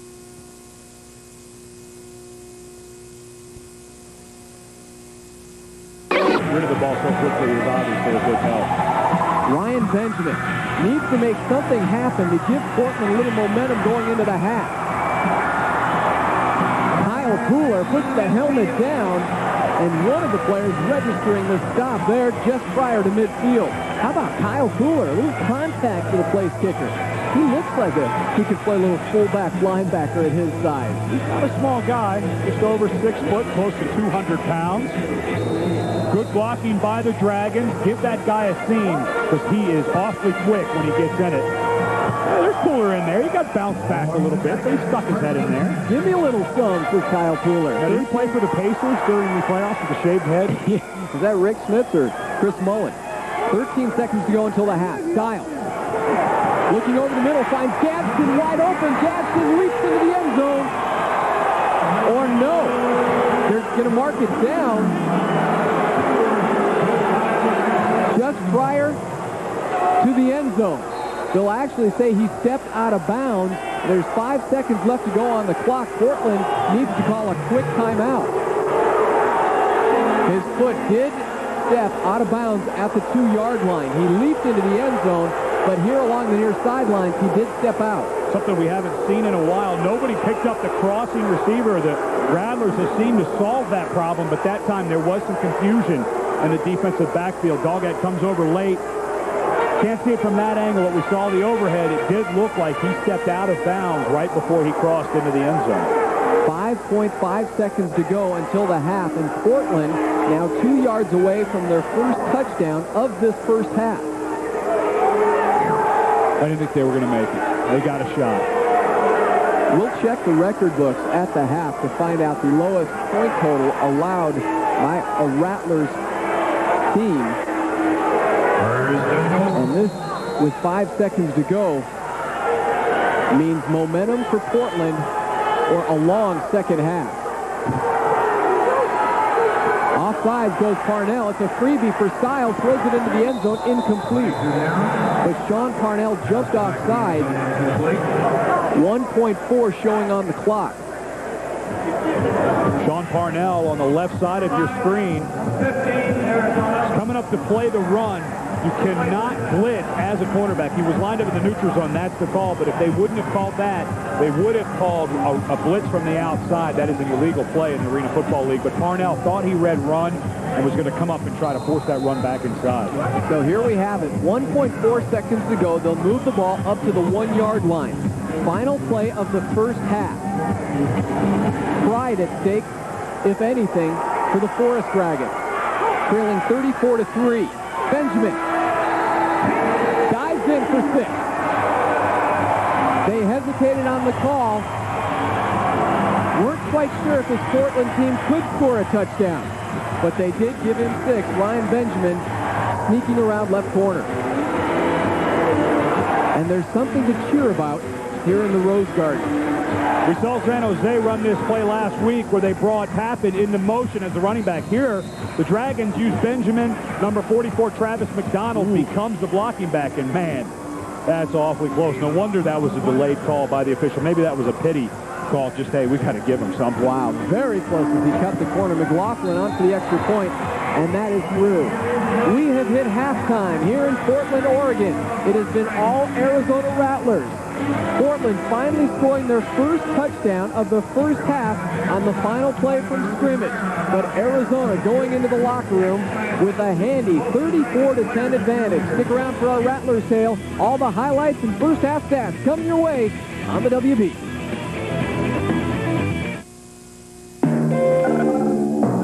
Tired? Bank of America. Put the future in motion. Kids Club 61 presents Rattler's Tale. Rattlers fans know Danny White for his low-key but demanding approach to coaching. But this Arizona native and former ASU Sun Devil and Dallas Cowboys great has quite an impressive resume. 1997 was perhaps the best year of Coach Danny White's life. After all, he coached the Arizona Rattlers to a 12-2 record en route to their second Arena Bowl title in 4 years. But that's just the tip of the iceberg. There are only so many numbers that can be retired, and very few have ever been retired at Arizona State. It was extremely significant to me. It came at a time when I had just been elected to the College Football Hall of Fame, which is a tremendous honor as well, and we won the World Championship that year. When ASU retired the number 11 jersey last fall, the school not only recognized Danny, but also his father, Whizzer White, for their outstanding play in maroon and gold, an accomplishment that Danny is extremely proud of. That was icing on the cake. For he and I to be two of the three that have been retired is quite an honor, quite a thrill. When I look at the players that have played at ASU, to be singled out from that group is not only a great honor, but there's a great obligation that goes with that, I think, as well. Maybe from that standpoint, it's maybe the greatest honor I've ever received. Danny attributes a lot of his success to two very influential coaches in his life. Other than my father, probably the two most influential men in my life. Frank Cush taught me that mental toughness is critical to success at any level, in anything. Tom Landry, in a very different way, with a different method, taught me the same thing. Frank Cush taught me to be mentally tough. Tom Landry taught me what it means to be a professional. Danny learned quite a bit playing for two legends of the gridiron. And now White, a legend in his own right, has channeled that knowledge into his players, making the Rattlers the class of the Arena Football League. That's your Rattlers Tale. I'm Amanda, WB61 Kids Correspondent. This has been a Kids Club 61 Rattler's Tale.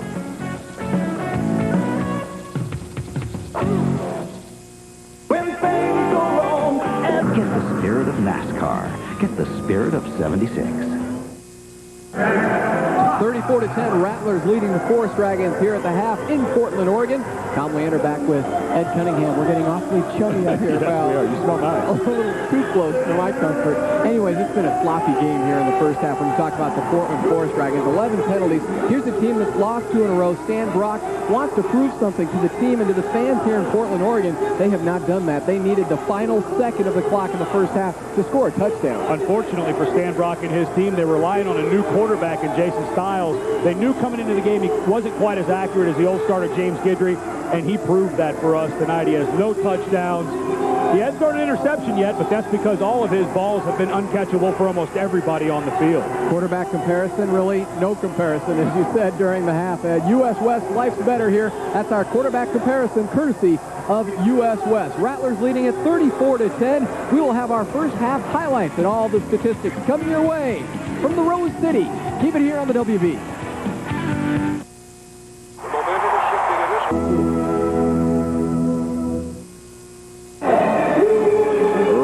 Dominating, leading by 24 here at the half. Your first half highlights coming your way.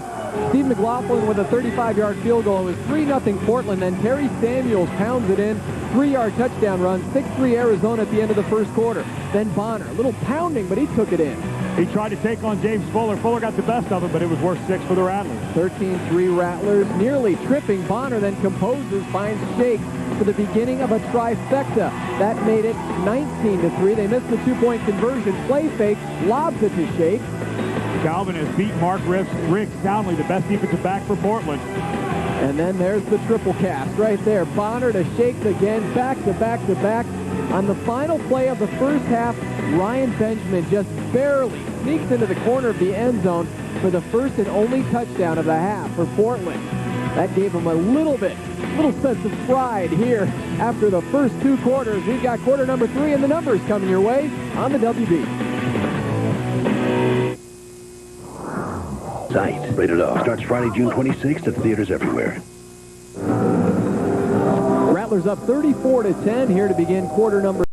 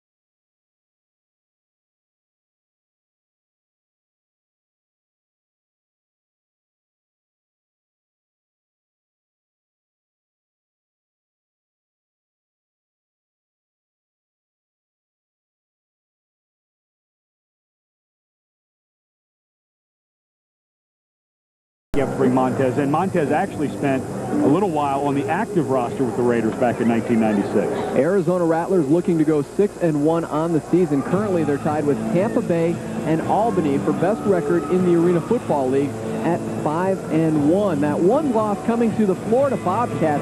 How about those Bobcats, Ed? After beating the Rattlers, they then demolished Houston 80-36 as we see Donnie Davis warm up. So not only could we see Montez come in for Portland, but maybe some snaps for the AFL Arena Bowl MVP, Donnie Davis. We're joined now on the sidelines by a fallen Rattler, Hunky Cooper. And Hunky, I know this is killing you not being able to play here tonight. This is only your second missed game of arena football, and I know you want to have those pads on tonight. Yeah, it's been difficult. It's 6 years, and 2 games in 6 years is still, some guys would love to have that record, but not me. My teammates, I mean, it's guys, 25 guys that depend on me, and I depend on each and every one of them, and this is a situation I don't wish on anybody. Hunky, are we going to see Donnie Davis in the second half, do you think? Yeah, Sad's a little banged up, too. Donnie's going to come out, and we won't miss a beat. I mean, the offense will be up-tempo. They're going to protect him, and he'll play well. We're going to get ready to see a lot of Donnie right now, probably the rest of the half. How about you? Tell me about that quad injury. You've also been nicked up the ankle and the shoulder, just an assortment of injuries. I mean, if you're going to take a night off, this was the night to take off, though. Yeah, no doubt. We got a tough schedule coming up ahead of us in Orlando and Albany and all those guys. But, yeah, this quad injury's been happening. It's been sore for about a month now. I pulled it a month ago, and I think I have a slight tear in it now. And I've just been pushing it, and finally the Big Chief stepped in and said, nope, not tonight. So he made the final decision on that. If it was up to me, I'll be out there right now. But I think it's going to be better for my team and my teammates in the long run. Hunky, they're going to need everything they can get against. You guys are going to need everything you need against Orlando. Do you think you're going to be healthy by next Saturday? Oh, there's not a question in my mind about that game. I'll be there with bells on. And just, unfortunate I couldn't be at this one. But, yeah, Orlando, we got them at home next week. It's going to be a big game, and I'll be ready for that one. I know you'll be in the ear of the Big Chief. That, of course, being Danny White. There's no way he'll keep you out of that game at home against Orlando. Hunky, thanks for joining us here at the half, and get that quad better. We look forward to seeing you next weekend. All right, thanks for having me, guys. Thanks, Hunk. 34-10, Danny White and the Rattlers looking for that 6th victory of the season, looking for their 2nd straight win after crushing San Jose, and what we described before the game, that is a real emotional and uplifting victory for the team, considering all the distractions with injuries, the Milton Vaughn situation, and with all these injuries, to come out tonight and lead 34-10. Boy, have to give credit to the depth of this Rattlers team. Team Nuno, Danny White going out and getting a surplus of talent to fall back on. They bring in guys like Terry Sanders, who's played very well, not only on the offensive side, but on the defensive side. Marvin Bagley's come in and added some depth at the wide receiver spot as Hunky goes down.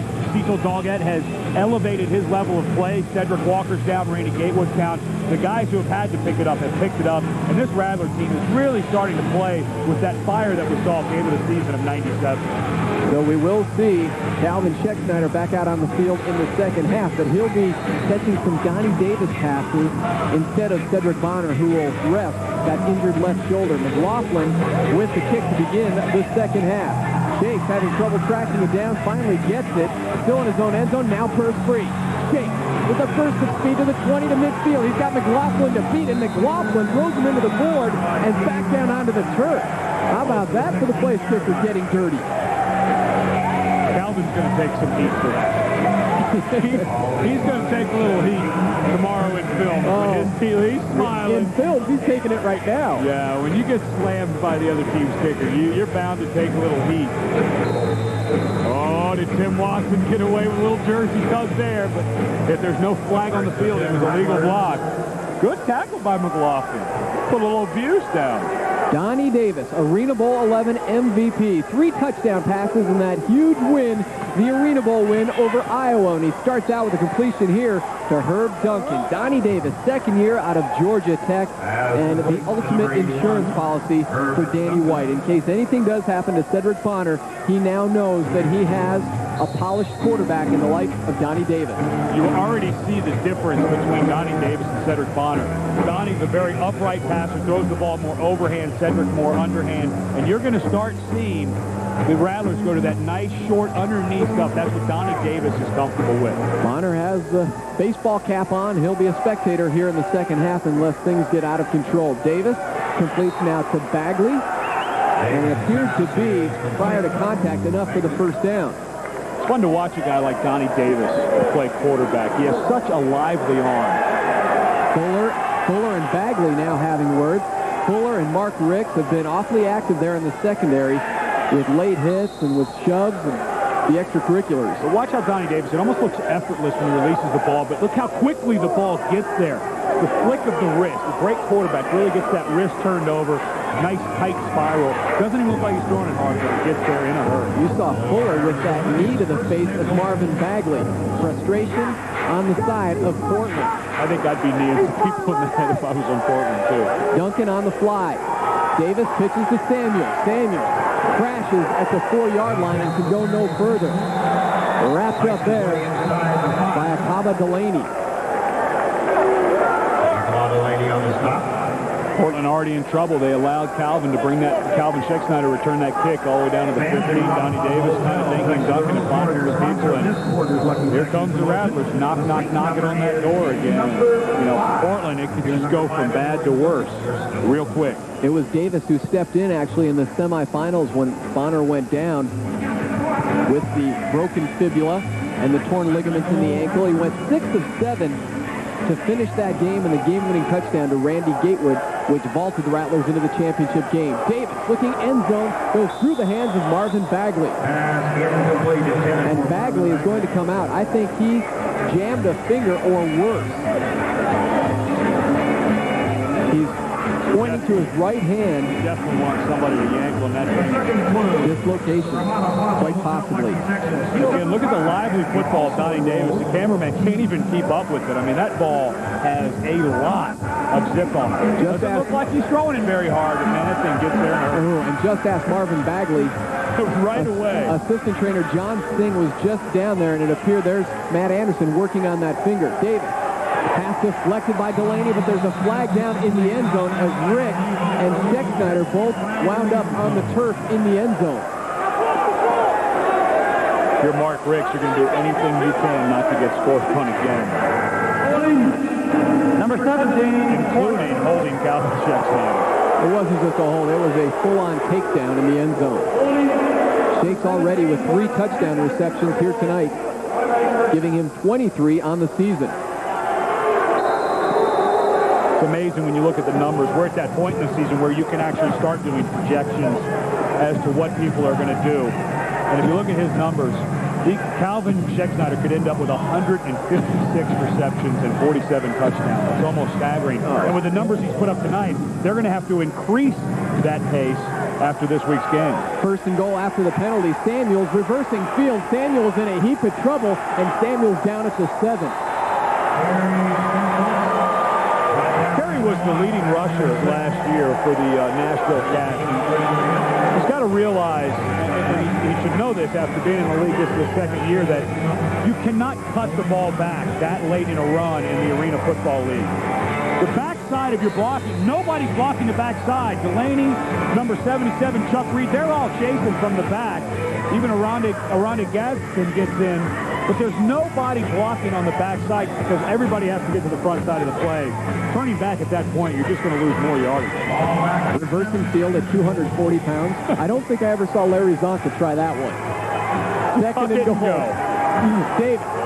Corner of the end zone. Herb Duncan. Rattlers strike again. Donnie Davis coming in relief of Cedric Bonner. Engineers the drive. He received tremendous field position from Calvin Scheck-Snyder, and then caps it off with the touchdown strike to Herb Duncan. Herb Duncan absolutely burns Brian Green. Had him spun around in all different directions. And I guess you can have a cold one after a route like that. Kyle Pooler on for the extra point. As the Rattlers just pouring it on here in Portland. Another $25 courtesy Lennar Homes to Rattler Charities on the extra point by Kyle Pooler. Herb Duncan sipping on a little pineapple juice here in the Rose City. Rattlers rolling 41-10.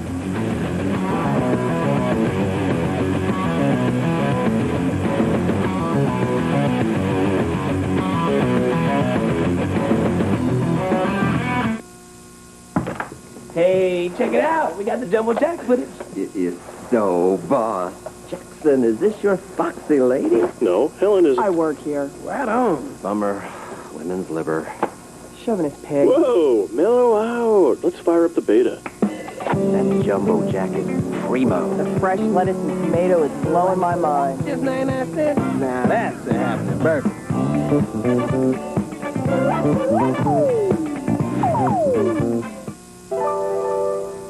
Can we use a rigid ladder-type frame to reach new heights in performance? Can the cab-forward concept create more room, even in the trunk? When it comes to what you'll expect down the road, do we have things pretty well covered? These are the questions. This is the answer. Dodge Stratus. Now select Dodge and competitive owners can get $1,500 cash back on Dodge Stratus. You too can join the GM Goodwrench Lug Nuts at a Rattlers home game. Sign up at a participating GM Goodwrench Service Center. Well, Dateline NBC directs their cameras at the Arena Football League and the Arizona Rattlers tomorrow night following Game 5 of the NBA Finals. It's an expose on the Working Man's League featuring Cedric Bonner, Junior Green, Brian Hooks, and Terry Samuels of the Arizona Rattlers. At a time when it's easy to be skeptical about pro sports and the evils that too much money can bring to almost any institution, I think this shows you what sport's really all about. The love of the game and an association between the people who play it and the people who support it. Anytime you can get not just one but 2 cameras and several lights and a number of production people into a dressing room an hour and a half before a professional sports contest, you take advantage of it. I mean, that doesn't happen very often. We had a chance to talk to Stan Brock before the game. Former NFL player, played for 16 years. And when he started coaching here, he didn't know if he'd like it. He said he's fallen in love with it because these guys come, work hard every day, and there are no prima donnas in this league. Kyle Pooler drills the scoreboard. Second time that the scoreboard has been flunked. Didn't he learn from Steve McLaughlin's field goal? You can't kick it up there. So they will mark it at the 20-yard line. That's one of the rules that I don't agree with in this league. You know, the kickers, they're not aiming for that thing. And I think it's a bad penalty. It's a 15-yard penalty because the touchback comes out to the 5. Now the Dragons get to start on the 20. I think that's a bad penalty. It's not like the guy was trying to hit that. In McLaughlin's, the long field goal he had that hit, he had no choice but to kick it that way because that's where the uprights were.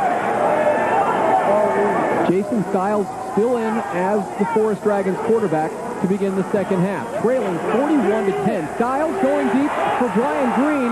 Bounces off the turf into his hand.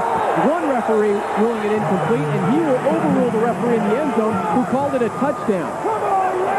It was nowhere near a touchdown. It bounced about 2 yards in front of Brian Green, and there's a flag down. Imagine that. It's on Portland. The 12th penalty of the game for the Dragons. I can't believe that the official behind the play, the ball comes out right there. Just stopped watching it. At first, it did look like a catch by Green, but he just never had possession of the ball. Luckily, the official trailing the play saw it. He declined it off. Second down. Penalty declined. Second down now for the Forest Dragons. Jason Styles in relief of James Guidry. Guidry out with a hip and ankle injury. They do expect to have him back possibly next weekend when this team travels to San Jose. Styles whipping it across the middle. Benjamin can't hang on as Doggett knocks it loose. Cecil Doggett crawling across midfield to celebrate that big hit on Ryan Benjamin. Doggett very rarely lacks for emotion. It's unfortunate that one of the better passes Styles has thrown all night long, Benjamin can't hold on to it. I mean, Styles is back there. It's been very hard on him tonight, but he's back there giving his all. Throws the ball right where it's supposed to be to the inside shoulder, and Benjamin just not able to hang on to it. That was a more unique celebration by Cecil Doggett. The Doggett crawl. 3rd and 10. Styles lobs it up over the middle. Ryan Benjamin, he has a clear path for 6, and he's in. Ryan Benjamin, second touchdown of the evening. As he holds his hands out, there's a flag down, a holding call, bring it back. Okay, that's number 13 on the Forest Dragons tonight. Junior Green is down on the 6-yard line for the Rattlers, clutching apparently his left knee. With the injuries that they've already had in the defensive backfield, Cedric Walker out for the season, Randy Gatewich should be back in a week or two. And there goes the stress test on the knee. That's not a good sign when John Singh, the trainer, has to come out and start looking at the knee like that. Brian Easter going down with that knee injury. They're hoping to have him back in the next couple of weeks. 57, Portland, be an 8-yard penalty. Still 3rd down. Ryan Ligenfelder, a rookie who was actually in camp with the Rattlers before the start of the season, and he played at NAU, and that sums up the evening for Portland. They bring back the touchdown reception by Ryan Benjamin. Lingenfelder with the hold. He's lined up as center there, blocking Darren Kenny. Darren Kenny has really turned in to a heck of a pass rush. He leads his team with 2 sacks. That's not holding. That looks like great blocking. That's unfortunate for Portland that they have to get called with that. When the offensive lineman has his hands inside, as long as the guy doesn't get to either side of him, There's Lingenfeld taking a look at it. Look at the replay. You do that as an offensive lineman. You know, in the NFL, every field has a diamond vision screen. And when you get called for a penalty, you always look up to see if you really did it or not. And he looked up and obviously not very happy about the call. It was a bad call by the officials. And as bad as it's been for Portland, they don't need any help. They don't need any help in the penalty department. So the touchdown strike called back. Ryan Benjamin isolated here, worked himself free, and then had a free pass into the end zone. But on the play, Junior Green, you'll see trailing the play, went down at the 6-yard line, and you saw him limp off the field as he heads toward the Rattler locker room. 3rd and 18 now for the Forest Dragons. Styles, lob, Aronde Gadsden, tiptoeing down the sideline and marked down at the 7-yard line. Jason Styles, if he had a little more air under that, he could have been the 3rd person to hit the scoreboard. High lofting pass down the sideline to Gadsden. Where'd they find this guy, this Styles guy? Pretty good quarterback. Little different quarterback than we saw in the first half. He's throwing the underneath balls well. Got a lot of air under that. Let his big receiver Gadsden run underneath the ball. Gadsden beat Watson several times tonight. This is not the same quarterback Styles that we saw in the first half of Portland. Maybe they put James Gidry in Styles' uniform. Well, he's inactive. They'd have to do that. 1st and goal, and Gadzilla drops it. They call Gadsden Gadzilla. He had one go in and out of his hands inside the 5-yard line. There's 2 drop balls in this second half, one by Benjamin and now one by Gadsden. When your quarterback struggled like he did in the first half, Styles had an awful first half. These guys are not helping his confidence by dropping the ball in the second half because Styles, don't know what he did at halftime. But if he had a little sugar or something, his blood sugar was low in the first half, or I don't know what he did, but he does not look like the same guy in the second half. It could have been his head coach, who stands about 6'7", getting in his face. It could have been. 2nd and goal. Styles. Pass deflected by Rod Hobbs. Rod Hobbs from his linebacker position got a hand on it, and it fell incomplete. Intended receiver Gadsden.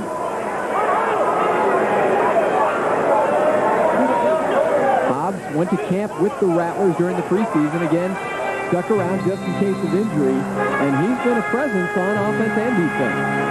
Gadsden running just a little slant pattern into the end zone. He had his man beat, but unfortunately for Styles, he threw that ball kind of with that sidearm motion again, and Hobbs was able to knock it down. So it's 3rd and goal from the 7 for the Portland offense.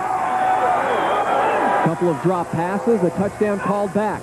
Benjamin all over the field. Styles watching him and loses the snap. Jason Styles had his head turned backwards, watching Ryan Benjamin in motion, and didn't concentrate on the snap. It'll be 4th down and goal from the 11. Kind of reminds you of earlier in the game when they had a fumble snap down near the goal line. The Dragons lost that ball.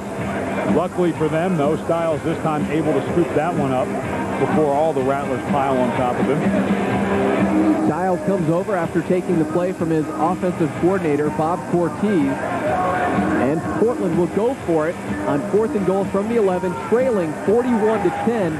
Just over 5 minutes to go here in quarter number 3. 3 wideouts to the right. Styles looking for the zone. Into the end zone. Ryan Benjamin. We're looking for flags. I don't see any. You ready to make the call? It counts. You have to wait when you're calling a Portland Forest Dragons game. You have to survey the entire field looking for flags. There is not one down, and Ryan Benjamin will take this in. Watch that sack route. Total confusion. There was total confusion by the Rattlers in the defensive backfield. That stack works very well when you get down close to the goal line because it forces the hand of the defense. They have to pick a guy and guard him, and unfortunately, 2 of the Rattlers took Gadsden, who was kind of the decoy to the inside, Benjamin wide open in the back of the end zone. So with this huge deficit, Portland will go for 2. Trailing 41-16. Styles through the hands of Gibson, the pop by Watson. Wow. Incomplete. Tim Watson drilled Brian Green, and the 2-point conversion is turned back. 4:06 to go here in Portland. Rattlers handily in front of the Forest Dragons, 41-16, but Portland showing a little life.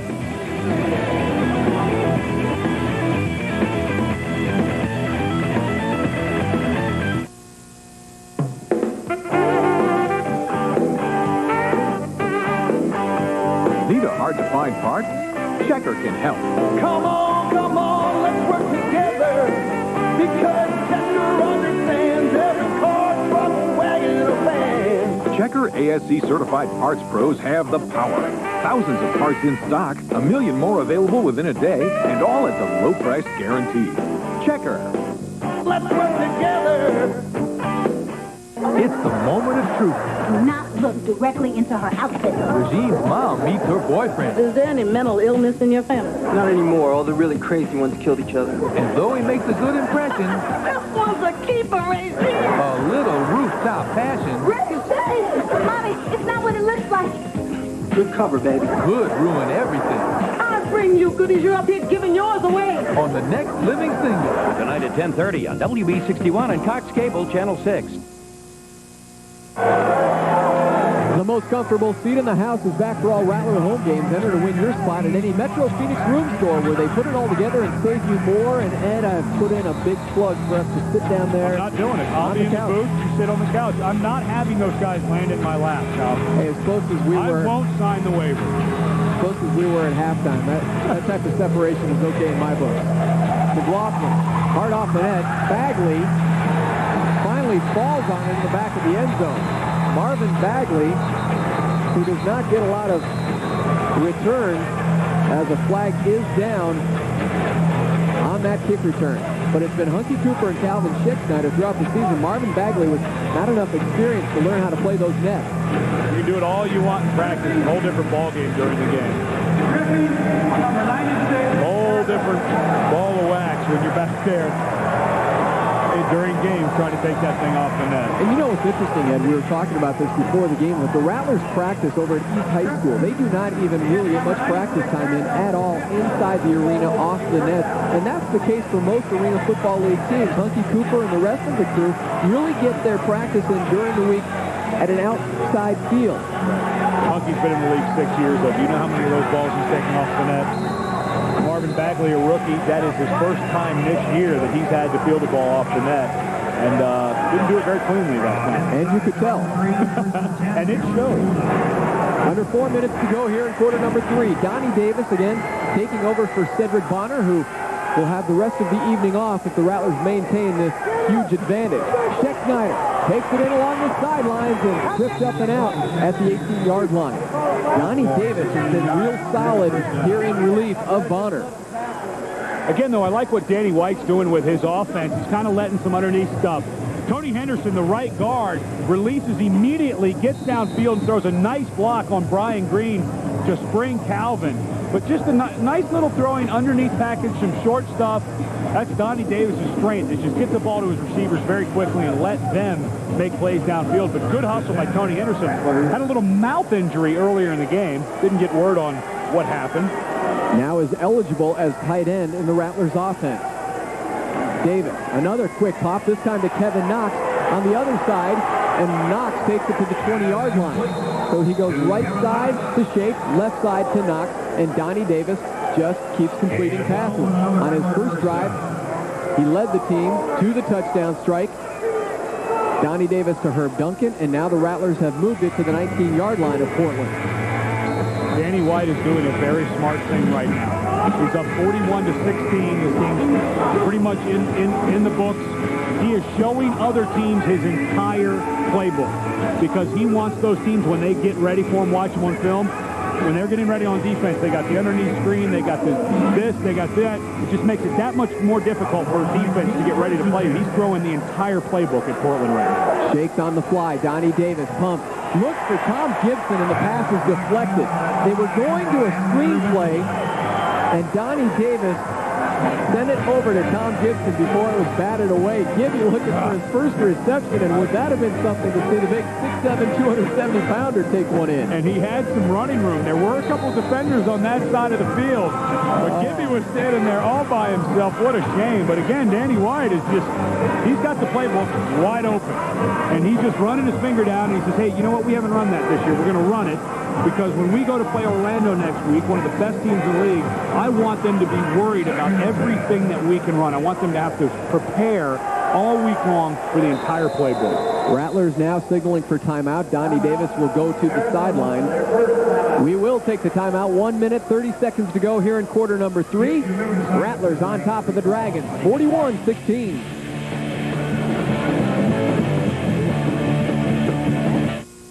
On the next Pensacola Wings of Gold. Someone sprayed napalm on his trailer.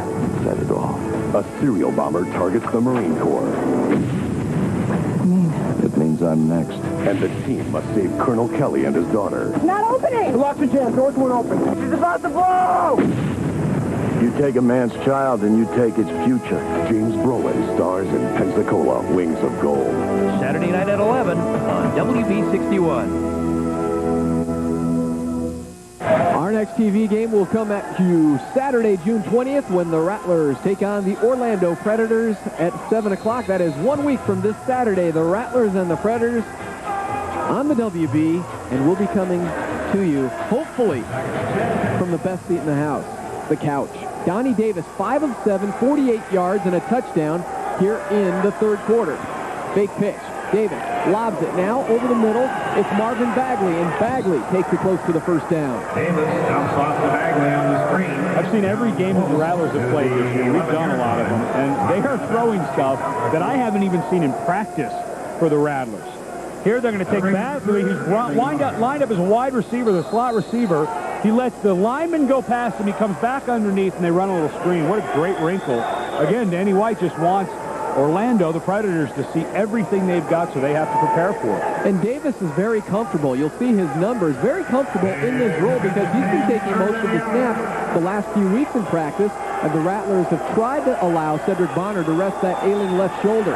Hand off to Samuels, and he has first down yardage and more inside the 10. Harry Samuels battling his way down close to the first down. Donnie Davis, 6 of 8. He could be 8 of 8. He had a drop ball. One ball was tipped.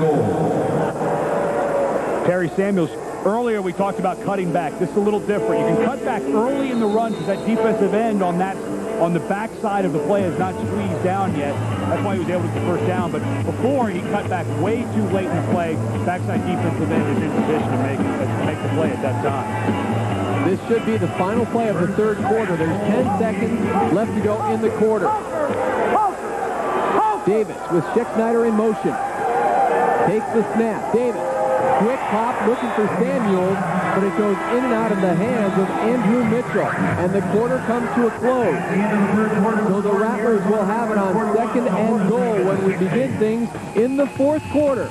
They led 34-10 at the half. It's now a 41-16 margin over the Forest Dragons.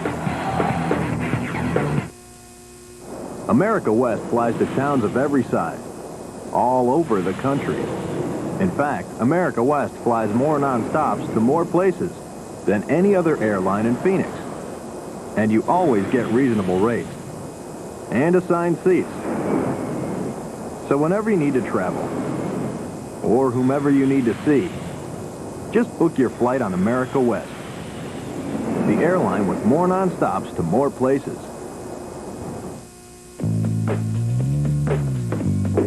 Dinner may be the only time during the day your family's together. And here, it's too important to be interrupted by the phone. So important that if you order US West Caller ID now, you'll get a free Caller ID box, which shows you who's calling before you pick up the phone. And it logs the name, number, date, and time of incoming calls, so you'll know who to call when dinner's through. Call now, and the Caller ID installation, as well as the Caller ID box, is free. Life's better here. US West. Frankie, baby, I got some great news. What is it, Louie? The middle frog, he's experiencing post-electroshock muscular irregularity. What? He's developed a nervous tic, Frank. He can't act anymore. It's horrible. Yeah, what are you going to do? Budweiser wants me to replace him. What, have they lost their mind? All my hard work has paid off. Your hard work? Yeah, well, the auditions, you know, the drama classes. Yeah, Louie, you hired a hitman. With my own money, I might add. Did you graduate today? What if you did? How can Bank of America help you take on the world? Bank of America, put your future in motion. Okay, guys. Did you start a new job today? What if you did?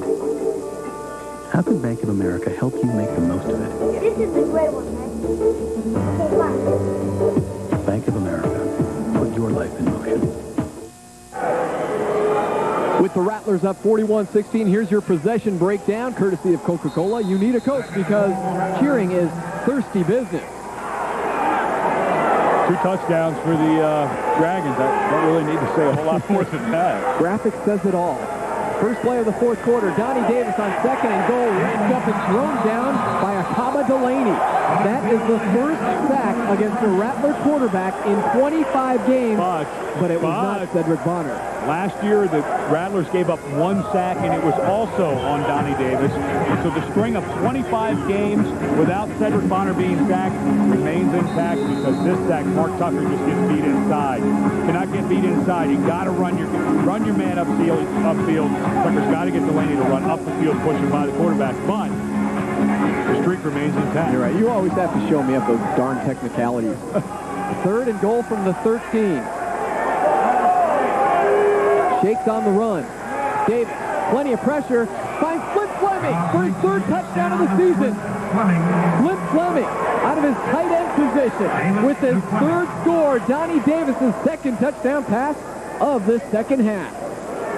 Flint Fleming, the Rattlers' unsung hero. Whenever the Rattlers run this play, it looks like a jailbreak. You have to watch Flint Fleming. The right guard's going to release immediately to the middle of the field. Donnie Davis just lobs it over, spins around. Great hands by the big fella. Got spun around backwards. Nice catch by Flint for his 3rd score of the year. On comes Kyle Pooler for the point after. Davis with the hold. $25 more to Rattler Charities, courtesy Lennar Holmes. Flint Fleming, the quiet leader of the Arizona Rattlers. He was the game Ironman last week against San Jose with a touchdown and a sack. This season, he has 3 catches and 3 touchdowns.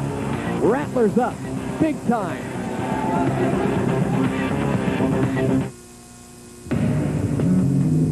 A lot of industry experts told us that the passenger side was the best place to add. We let it all go right in one ear and out the other. Introducing the new Dodge Ram Quad Cab. Now eligible Dodge and competitive owners get up to $1,000 cash back on select Rams.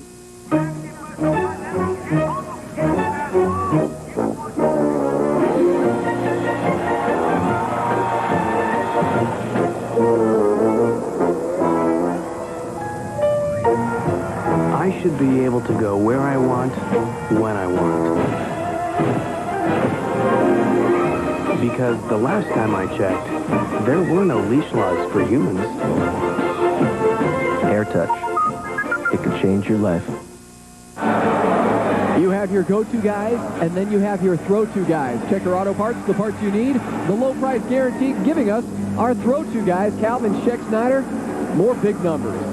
We talked at the outset about Calvin. You had to find someone else to be a big play guy. Well, if he keeps playing that well, we're not going to have that as our key anymore because nobody in this league can cover him. It's all one-on-one coverage in the Arena Football League. So you know what? We'll just keep making him our big play guy and our throw-to guy. By the way, how is Ed's excellent adventure? Last time I saw you, following that San Jose game, you were pulling out of the arena, driving here to Portland.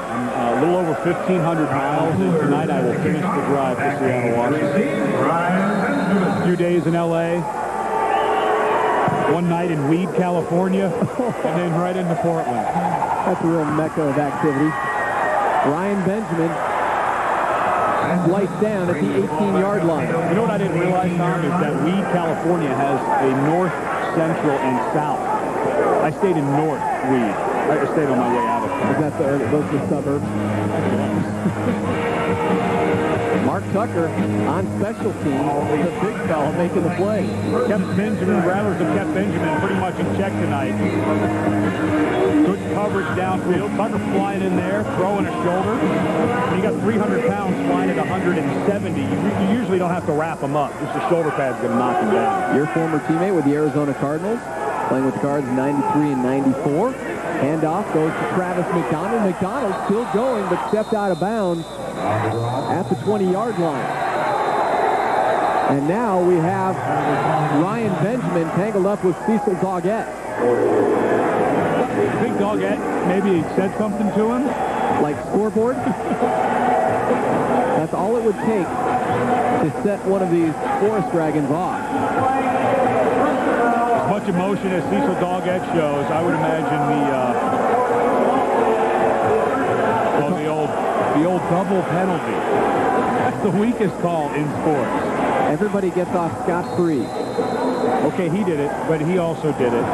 You know what? Call it on the guy who started, and then just say that's it. You should be able to retaliate. Just call it on the guy who starts it and give the penalty to that guy. Jason Stiles still in at quarterback for the Forest Dragons. Whips it over the middle. Ryan Benjamin trying to get free. And Cecil Doggett kept hanging on to that left ankle and brought him down at the 10-yard line. Doggett actually lost a hold of that ankle for a second. Had to squirm over and finish off the tackle. We have not seen Junior Green return. He had that knee injury here in the second half. He went off into the Rattlers locker room. Doggett making a mistake and going for the football. They don't need a turnover right now. They just need good, solid tackling. Doggett trying to come up with a big play. Should have just grabbed Benjamin's jersey and taken him to the ground instead of going for the strip ball. 2nd and 1. In motion is Benjamin. Stiles lobs it into the corner, looking for Gadsden. Gadsden tipped it up, but couldn't bring it down. Tim Watson there on the coverage. Tim Watson has been a quiet leader there in the secondary along with Doggett. Good position there against Gadsden, but our kidneys hurt after plays like this. Wham! I mean, there's no warning track. You have no idea it's coming. The end zone is actually cut off there. It's not the full end zone because of the shape of the Rose Garden. Man, that's got to hurt you back. Tim Watson, 4 seasons in the NFL last year with the Philadelphia Eagles. Ball goes in and out of the hands of Benjamin and caught by Orambi Gadsden for the touchdown. Portland deserves a little bit of luck. We can give them that one. Ryan Benjamin with the assist, Gadsden with the touchdown. You know, we can have a lot of fun with this, but I'm sure Doug Kay is not very happy. Stiles throws a ball in there that should have been caught by Benjamin. Instead, gets caught by Gadsden. Nice gift for Oronde. Kind of looked like a shovel pass by Benjamin. Stiles to Benjamin onto Gadsden, and Portland will go for the 2-point conversion. Do you think he said I meant to do that? Oh, of course. A la Pee Wee Herman. And they, too, are working on their playbook, going for the 2-point conversion here. The pitch play to Benjamin. This is how they scored to end the half, and they get the 2-point conversion. The exact same play which ended the first half, the pitch play and sweep to Ryan Benjamin for the 2-point conversion. 10:30 to go here in the fourth quarter. Rattlers' lead has been cut. 48-24. Still, plenty of cushion for the Rattlers in search of victory number 6 on the season. All right.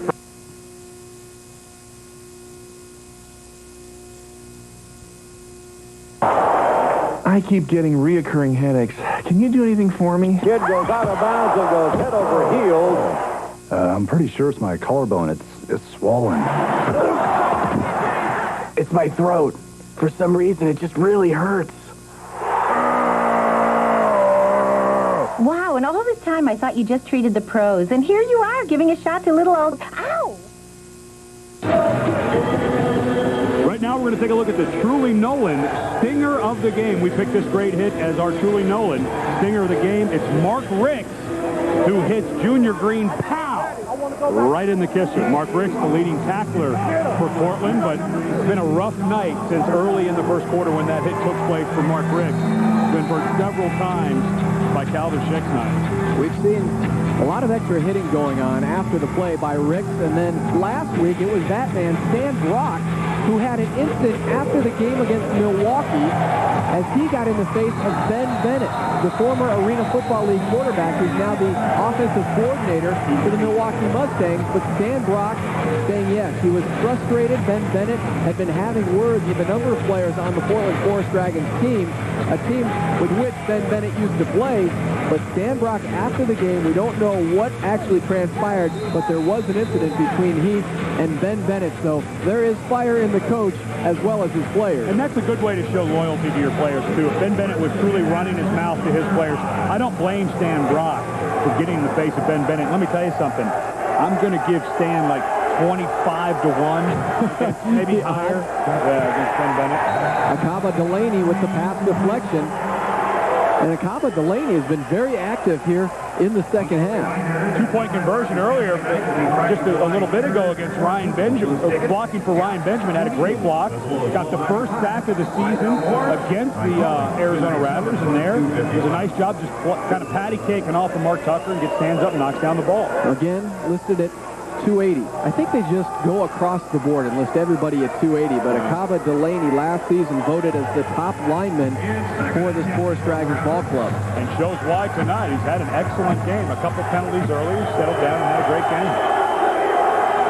Donnie Davis on second down. Looking for Marvin Bagley. Hits the breadbasket and drops as he was popped by Mark Ricks. So Portland will still keep licking there in the defensive backfield. You know, this game is basically in the books, but Marvin Bagley, a rookie who's fighting for more playing time on this team. He got it tonight because Hunky Cooper was inactive because of the thigh bruise. Cannot have these kind of drops. Even though the game is in the bag, you know, there's very little chance that Arizona's going to lose this game. Those are the types of plays that coaches remember, that he dropped the ball that was very catchable, that was well thrown by the quarterback. Coaches do not forget that. Donnie Davis with 2 touchdown passes here in the second half, looking for number 3. Shakes, touchdown! The big bomb, Donnie Davis to Calvin Scheck-Snyder. It was right on the money. Touchdown pass number 3 by Donnie Davis, who's getting high fives along the Rattler bench. What a tremendous toss. Gene Nudo, Vice President of Player Personnel for the Arizona Rattlers, is going to have a very tough time keeping Donnie Davis as a backup quarterback. When a guy can make throws like this, look at the height on the ball. Almost hit the camera and laid it. He couldn't have stood above him on a ladder and dropped it in his lap better. Gene Nudo's going to have his work cut out if he's going to try to keep Donnie Davis as a backup in this league, because this guy needs to be a starter somewhere. Maybe not here because they have the best quarterback in the league in Cedric Bonner, but Donnie Davis needs to be a starter somewhere. You know that phone is ringing off the hook. There'll be 5 messages waiting for Gino when he gets back to Arizona tomorrow. Third touchdown pass by Donnie Davis tonight. 4th touchdown reception for Calvin Scheck-Snyder. Rattlers just keep pouring it on in the land where it always pours. Portland, Oregon, 55-24 the count.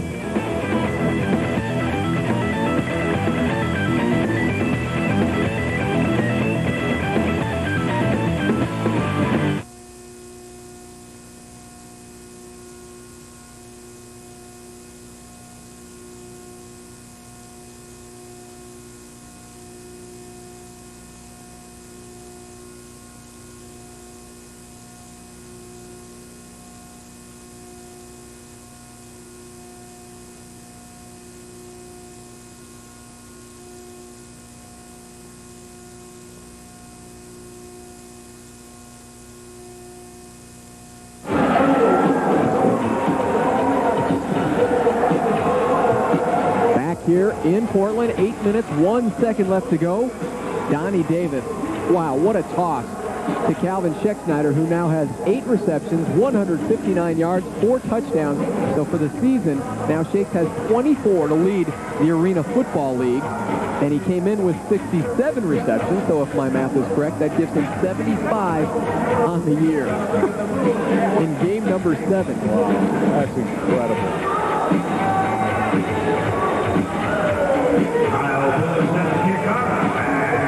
Kyle Pooler getting set to kick it back to the Dragons. Back to receive, as always, number 2 all-purpose player in the league, Ryan Benjamin, but it goes through the net and into the crowd. Another souvenir. Subway game summary. Subway, the way a sandwich should be. And there's not much to summarize here other than a Rattlers dominating performance. 100% scoring on their possessions for the Rattlers. That's the big deal. They struggled with that the last 2 weeks, and Calvin Scheck-Snyder just continues to amaze. I mean, every week we say, oh, they need to find another guy. They need to Get another receiver involved. I'm not going to say it anymore. Done with that.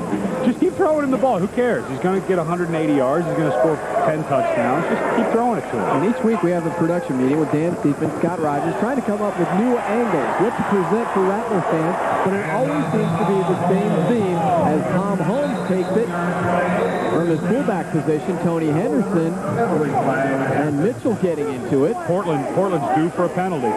They've been penalty-less for about the last 6 minutes. Little draw play. You don't see that very often, a draw play in arena football. But it was run very well. Number 40, Tom Holmes, just busted right up the middle. Tom Holmes converted offensive defensive lineman. He played center on this team last year. 6'1", 270 pounds. Now playing fullback. That's a dream. That is an absolute dream. A guy's played line his whole life, and the coach says, hey, you know what? Enough of that line stuff. We'd like you to play fullback this year and carry the ball some. Sure. Well, Coach, I think I'm going to stay blocking people. Well, he's going to be getting the ball from the new quarterback for Portland, Alfred Montez, the rookie quarterback out of western New Mexico. Played with the Raiders, has some NFL experience on their practice squad, and this one goes deep and nowhere near his intended receiver as a flag hits the turf once again. Hey! Second penalty in a row that was not on Portland. I tell you what, they got a nice little string going here. Well, I hate to correct you there, but it was on the previous call. Andrew Mitchell was called for the personal foul. It was on Portland. I hate to burst my bubble. I thought they had a good streak going. They're up to 14 now. The Rattlers are up to 4. Montez brought in strictly for garbage purposes. Jason Stiles came out. He struggled awfully in the first half, but came out in the second half and really played pretty well. Had a couple of drop passes, but really threw some nice balls. Montez, though, picked off. Sean Parnell with the interception for the Rattlers, and Parnell taken down, flagged down as he was hit there, going to the turf by Montez. Sean Parnell taking the errant pass by the third-string quarterback, taking it deep into Portland territory. You have to wonder if Montez just has too much. Number 96 on the return. Called on Tony Henderson. A penalty that you can never have. When you're returning, it's such a big play to have the return past midfield and then to get a block in the back. There's penalties you cannot have on those type of returns. But Montez, you got to wonder if just has way too much adrenaline. Both balls he's thrown have been 10 feet over the head of the receiver. Parnell was way downfield covering Cedric Johnson and was able to come off that ball. He was 15 yards past the intended receiver, and it looked like he was throwing it right to Parnell. Donnie Davis, 3 touchdown passes here in the second half against Cedric Bonner, taking the second half off to rest his ailing shoulder. Rod Hobbs on the running play to the 21-yard line, straight up the gut. Danny's just going to try to let this clock run out. At this point in the game, just trying to protect your players from injuries. Back-to-back drubbings, though, for the Portland Forest Dragons. They lost 70-46 last weekend to Milwaukee, and they're getting crushed here again tonight. Stan Brock said he really has fallen in love with this game, but when things go this bad, it's tough to love anything when you work as hard as they do what they're trying to get accomplished here in Portland. Second and short, but Hobbs is thrown for a loss.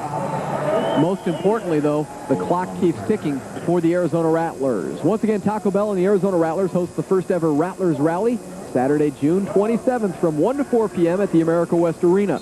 This free event features interactive games, player clinics, and autograph opportunities.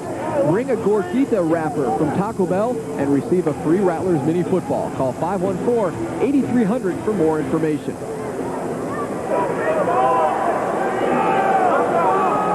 Third and 6 for Donnie Davis in the Rattler offense. Flag is down, and so too is Rod Hobbs, again thrown for a loss. Danny White not wanting to forward on. They call it on number 44, but Bob McMillan has not suited up for quite some time. The referees have had as bad a time as the Portland Forest Dragons here tonight. They're calling phantom players for penalties. Rattlers go home next week against Orlando, a very good team, then play this same Portland team the following week, then at Grand Rapids. They could really get on a roll here and set themselves up for good to have home field advantage again in the playoffs if they can get on some kind of roll. 39-yard field goal attempt by Kyle Pooler. It's up, and it's good. Kyle Pooler knocks it through from 39 yards out, and the Rattlers have now put 58 on the board. Rattlers have found a kicker. Early in the season, they had Michael Geary, who struggled. Pooler came in his first game and struggled, but he has really found a rhythm. Very strong leg and has proved extremely accurate from long distances. He's really starting to come into his own in the Arena League. Finally, the Rattlers have found a kicker that they can count on, and most importantly, he has great kickoffs. He gets into the middle of that net, it comes out soft, and allows the coverage to get downfield. His longest field goal of the season, a 53-yarder against Florida, and he's coming off a tremendous performance last weekend. 6 of 6 point afters, 2 of 3 field goals, so another strong game by Kyle Pooler. And remember, the field goal that he missed last week against San Jose, lest we forget, was a 63-yarder. I mean, so it was basically an unmakeable field goal. But you're right, he's really done a nice job of coming into his own. Danny White and the Rattlers found him over at Centennial High School, where Kyle Pooler is a math teacher, and he coaches soccer, football, and softball.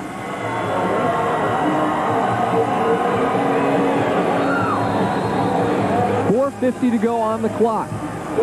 Rattlers just trying to wind this one up as Ryan Benjamin watches the floater sail over his head, and another souvenir for those fans behind the net.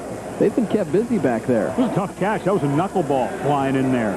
Those things move right to left a lot. Ask any catcher who's ever had to catch a knuckleball. You see Kyle kind of shaking his head, but even when he misses, there's so much speed on that ball. It's so tough to catch. Right, he does get a lot of leg to it. It only takes 3 steps before he does the kickoffs.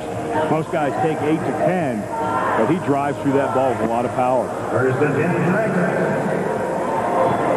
4.5 to go. 58-24.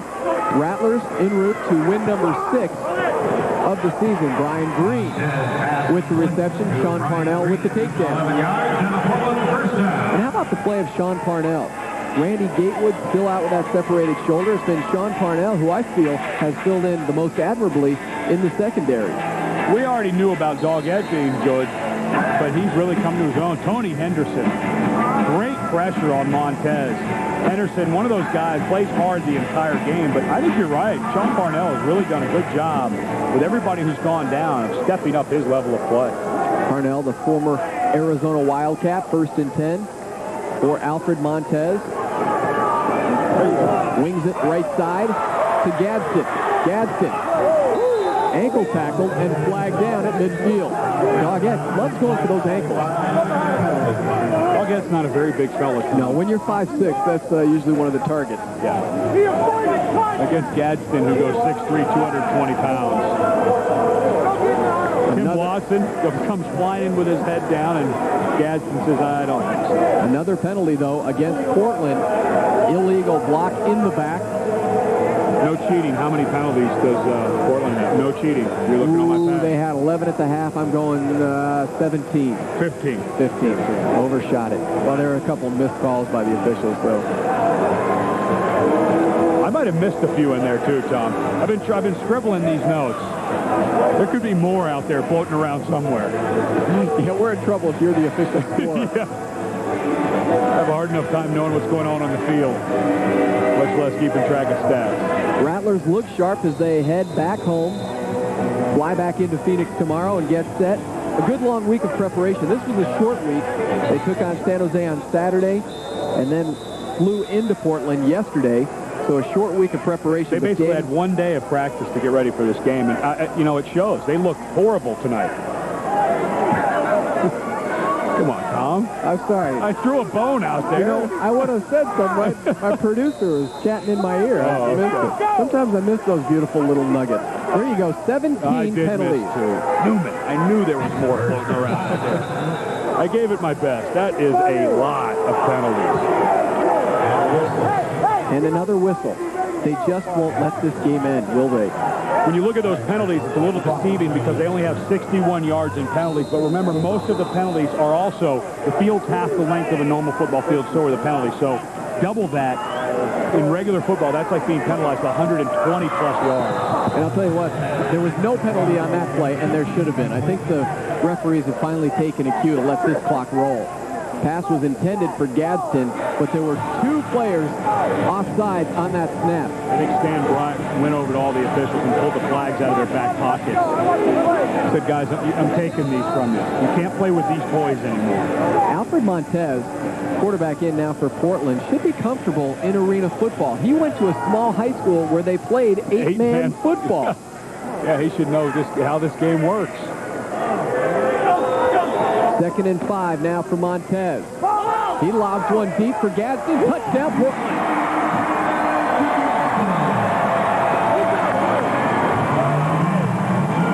Alfred Montez was on the money there to Gadsden. And Portland just working toward next week and the San Jose SaberCats. Alfred seeming that he's getting down. He's getting a little more settled. Nice ball to Gadsden, though. Tim Watson, again, not playing the ball. He's got to start to find that ball as it's in the air. He's done that several times tonight. And as they have throughout the second half, Portland will go for the 2-point conversion with 2 minutes to go on the clock. Rattlers defense only giving up 48 points per game this season.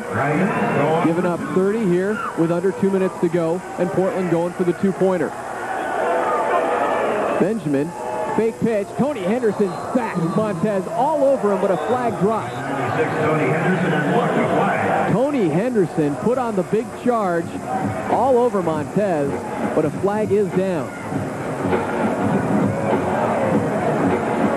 There's an outside rush, illegal defense on number 48, Arizona. They have to play the track. Earlier in the game, we saw Sean Parnell blitz from his cornerback spot. You cannot rush to the outside of the guards if you're a blitzing linebacker. Terry Samuels, number 48, will come from his linebacker spot.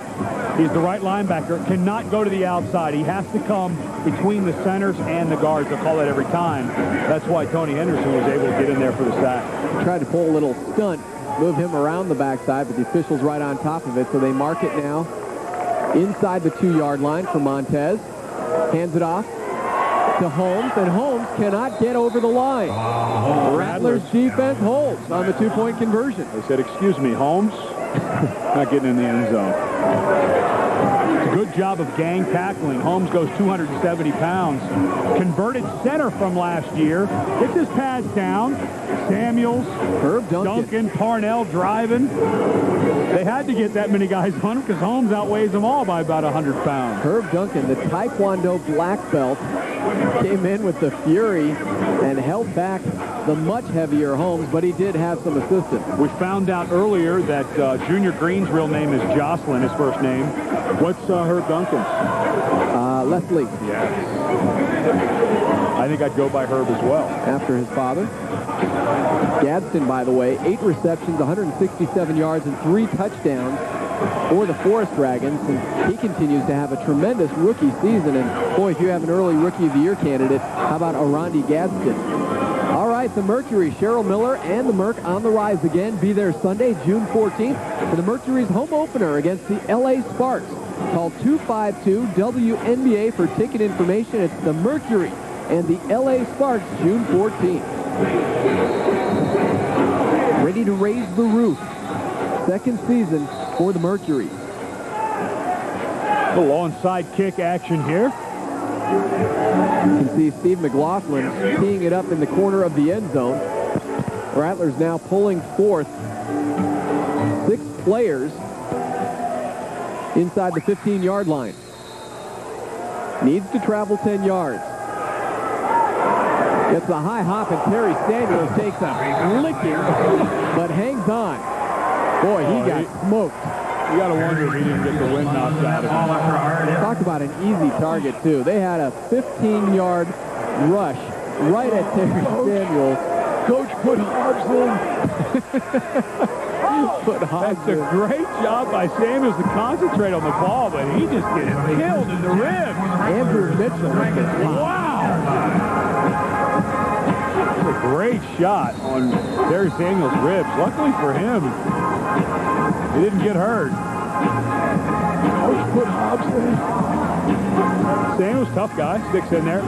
Talk about a tough guy. Terry Samuels has 2 rods, steel rods, running down the inside of his shin bones because of stress fractures, and he's still able to play football. That was a great acquisition by the Rattlers, who, during the preseason, we questioned Nudo. Samuels, leading rusher for Nashville. You bring him in, and yet you have McMillan, Easter, Bo Kelly. Boy, it turned out to be a nice acquisition. Nice insurance. I hate when G. Nudo comes out looking smart. But he loves it. No, he's one of the best. He was the best administrator last year. He was given that award for the 97 season from the Arena League. Well-deserved. He stays on top of everybody. He's always got his fingers out there looking in every direction, looking for players everywhere. He does a fantastic job keeping guys turning over. I actually played golf with Gene this morning, and he hadn't played in a while, and I was giving him a hard time. He said, Ed, 30% of our team is brand new. I haven't had a whole lot of time to go out and play golf lately. Yeah, if his score was too low, there'd be some whispers around the offices. Actually started hitting it pretty good at the end. Samuels takes the pitch right side. Not much room, and driven back. But Gene Nudo, yes, the executive of the year in the Arena Football League last season, and the Rattlers, as an organization, for the 2nd year in a row, won the Commissioner's Award as best organization in the league. Being around this team, you get kind of spoiled when you go to other teams that are new or haven't been around for a while. Portland, actually, a fairly new franchise. They've run very well, but when you get around the Rattlers, you get spoiled, Tom. You know, they do everything professionally. You know, I spent 5 years in the NFL, and there's a lot of NFL teams that aren't run that well, to be honest with you. It's a good organization, and it's no wonder the success that they've had. It's by no mistake. Bottom line, they're the winningest team in town. Under a minute to go. Samuels plows down to the 8-yard line. Rattlers will be back home Saturday, June 20th to meet the always tough Orlando Predators, be among the first 8,500 fans, and get an Arizona Rattlers drink koozie from the Arizona Department of Health Services. Good seats are still available, so call 514-TD-TD. It's the Rattlers against the Orlando Predators. Their new head coach is Jay Gruden, who was the AFL's all-time leading passer until last weekend when Todd Hamill of Milwaukee passed Jay Gruden, and Milwaukee was playing the same Portland Forest Dragons team. So it's Todd Hamill, number 1, all-time AFL passing. Jay Gruden, number 2. He is now the head coach of Orlando, and they are a tough team to reckon with. The Rattlers will have no such party that they had here this evening. 9 possessions tonight for the Rattlers, 8 touchdowns and a field goal. They have scored on every single possession. 6.7 seconds to wrap things up. Please set the game clock to 35 seconds. Well, no, I thought that was kind of... It was a dead ball and it kept running? 35 seconds. They're going to go from 6.7 to 35 seconds. So once again, I'd like to raise my hand and ask that we go back to 6.7 seconds. If that would be all right, Mr. Official. You don't have a vote, sir. This one's in the books. Let's just let it go, guys. At any second, Ed Cunningham's going to hop back in that car and head on to Seattle. We'll be lucky to have him here for the postgame show. Northbound. Ed's excellent adventure continues. Donnie Davis, what a sparkling second half he has had in relief of Cedric Bonner. Samuels down to the 6, and they stop the clock again. Why? We can't reason. 11.2, and it's 4th down for the Rattlers. I know why they stopped the clock. They don't want me to get to Seattle before 2 in the morning. That's their goal. I bet Danny White's calling those timeouts because he knows the car's running outside and I'm ready to head north. Danny White will pick up career win number 63. He and Gene Nudo having a good chuckle along with Bruce Hardy. It's amazing to see Nudo down on the bench. He told me if the game was going well, he would sit up in the stands. Well, Gene does not avoid the opportunity to go down and yuck it up. And for about the last 10 minutes, I'm sure he's been down there just yucking it up, him and Hunky goofing around having a good time. It's nice to be able to relax in a game like this and enjoy yourself. So somehow we lost track of downs. I don't know. with the score 58-30, how that ever happened. But there is the incomplete pass into the end zone. And remember, with only a minute left, the clock stops with an incomplete pass. So there was a change of possession there. Danny White, Gene Nudo. When was the last time you saw Danny White smile on the sideline? I think in the Arena Bowl with like 11. 2 seconds left. And they are giving somebody you know why? Because that was an interception Doggett should have had. Yeah, you're right, Cecily. That one should have gone in your stats, buddy. Nice job in the truck. Dan Speakman, Scott Rogers, all over that conversation. Cecil Doggett came into the game with 2 picks, and his total will remain at 2. Final play of this game here in Portland. Rattlers will move to 6-1 on the year. Samuels applying the pressure. Montez throws it left-handed. What a perfect way to end this ball game. Gene Nudo, Danny White, and the Arizona Rattlers have finally put this one to bed.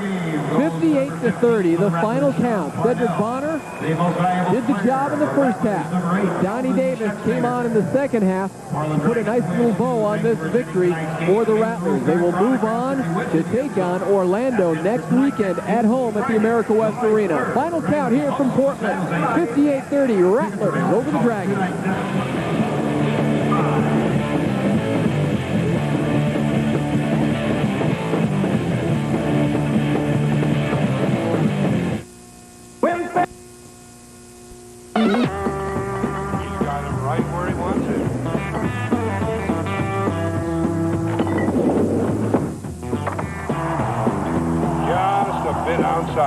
Hey, those dog obedience classes really paid off. Till Tuesday at the Room Store. Save big during our incredible 20 to 50% off sale. Buy now and don't pay till Labor Day on every item in every room. Get this plush contemporary sofa for only $4.97 and get 20% off the matching love seat. Or get the sofa and love seat and get 30% off the matching chair. Or get the sofa, love seat, and chair and get 40% off the matching tables. Don't miss our incredible 20 to 50% off sale and don't pay till Labor Day only at the Room Store. At the Room Store.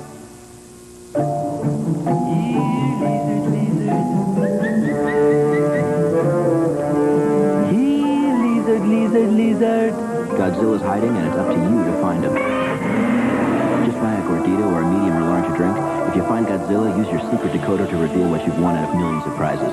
You could win $1 million.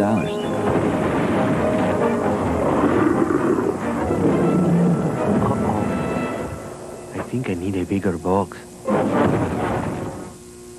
At America West, we fly more non-stops to more places than any other airline in Phoenix. And we've just added more non-stops, going east, west, from Alaska to Mexico. All at some of the best prices around. So next time you fly, don't worry about changing planes or trying to make a connecting flight. Just book a non-stop with America West, the airline with more non-stops to more places.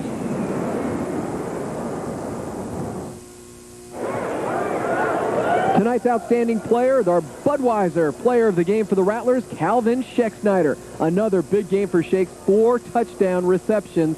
And our fantastic play of the game, here's our pick for the WB61 fantastic play, Donnie Davis in relief of Cedric Bonner. He was 9 of 13 with 110 yards and 3 touchdowns. That ball does not get thrown any better by anybody. We're through. Final count from Portland, 58-30. Rattlers move to 6-1 on the season. We'll see you next Saturday on the WB when the Rattlers host the Predators.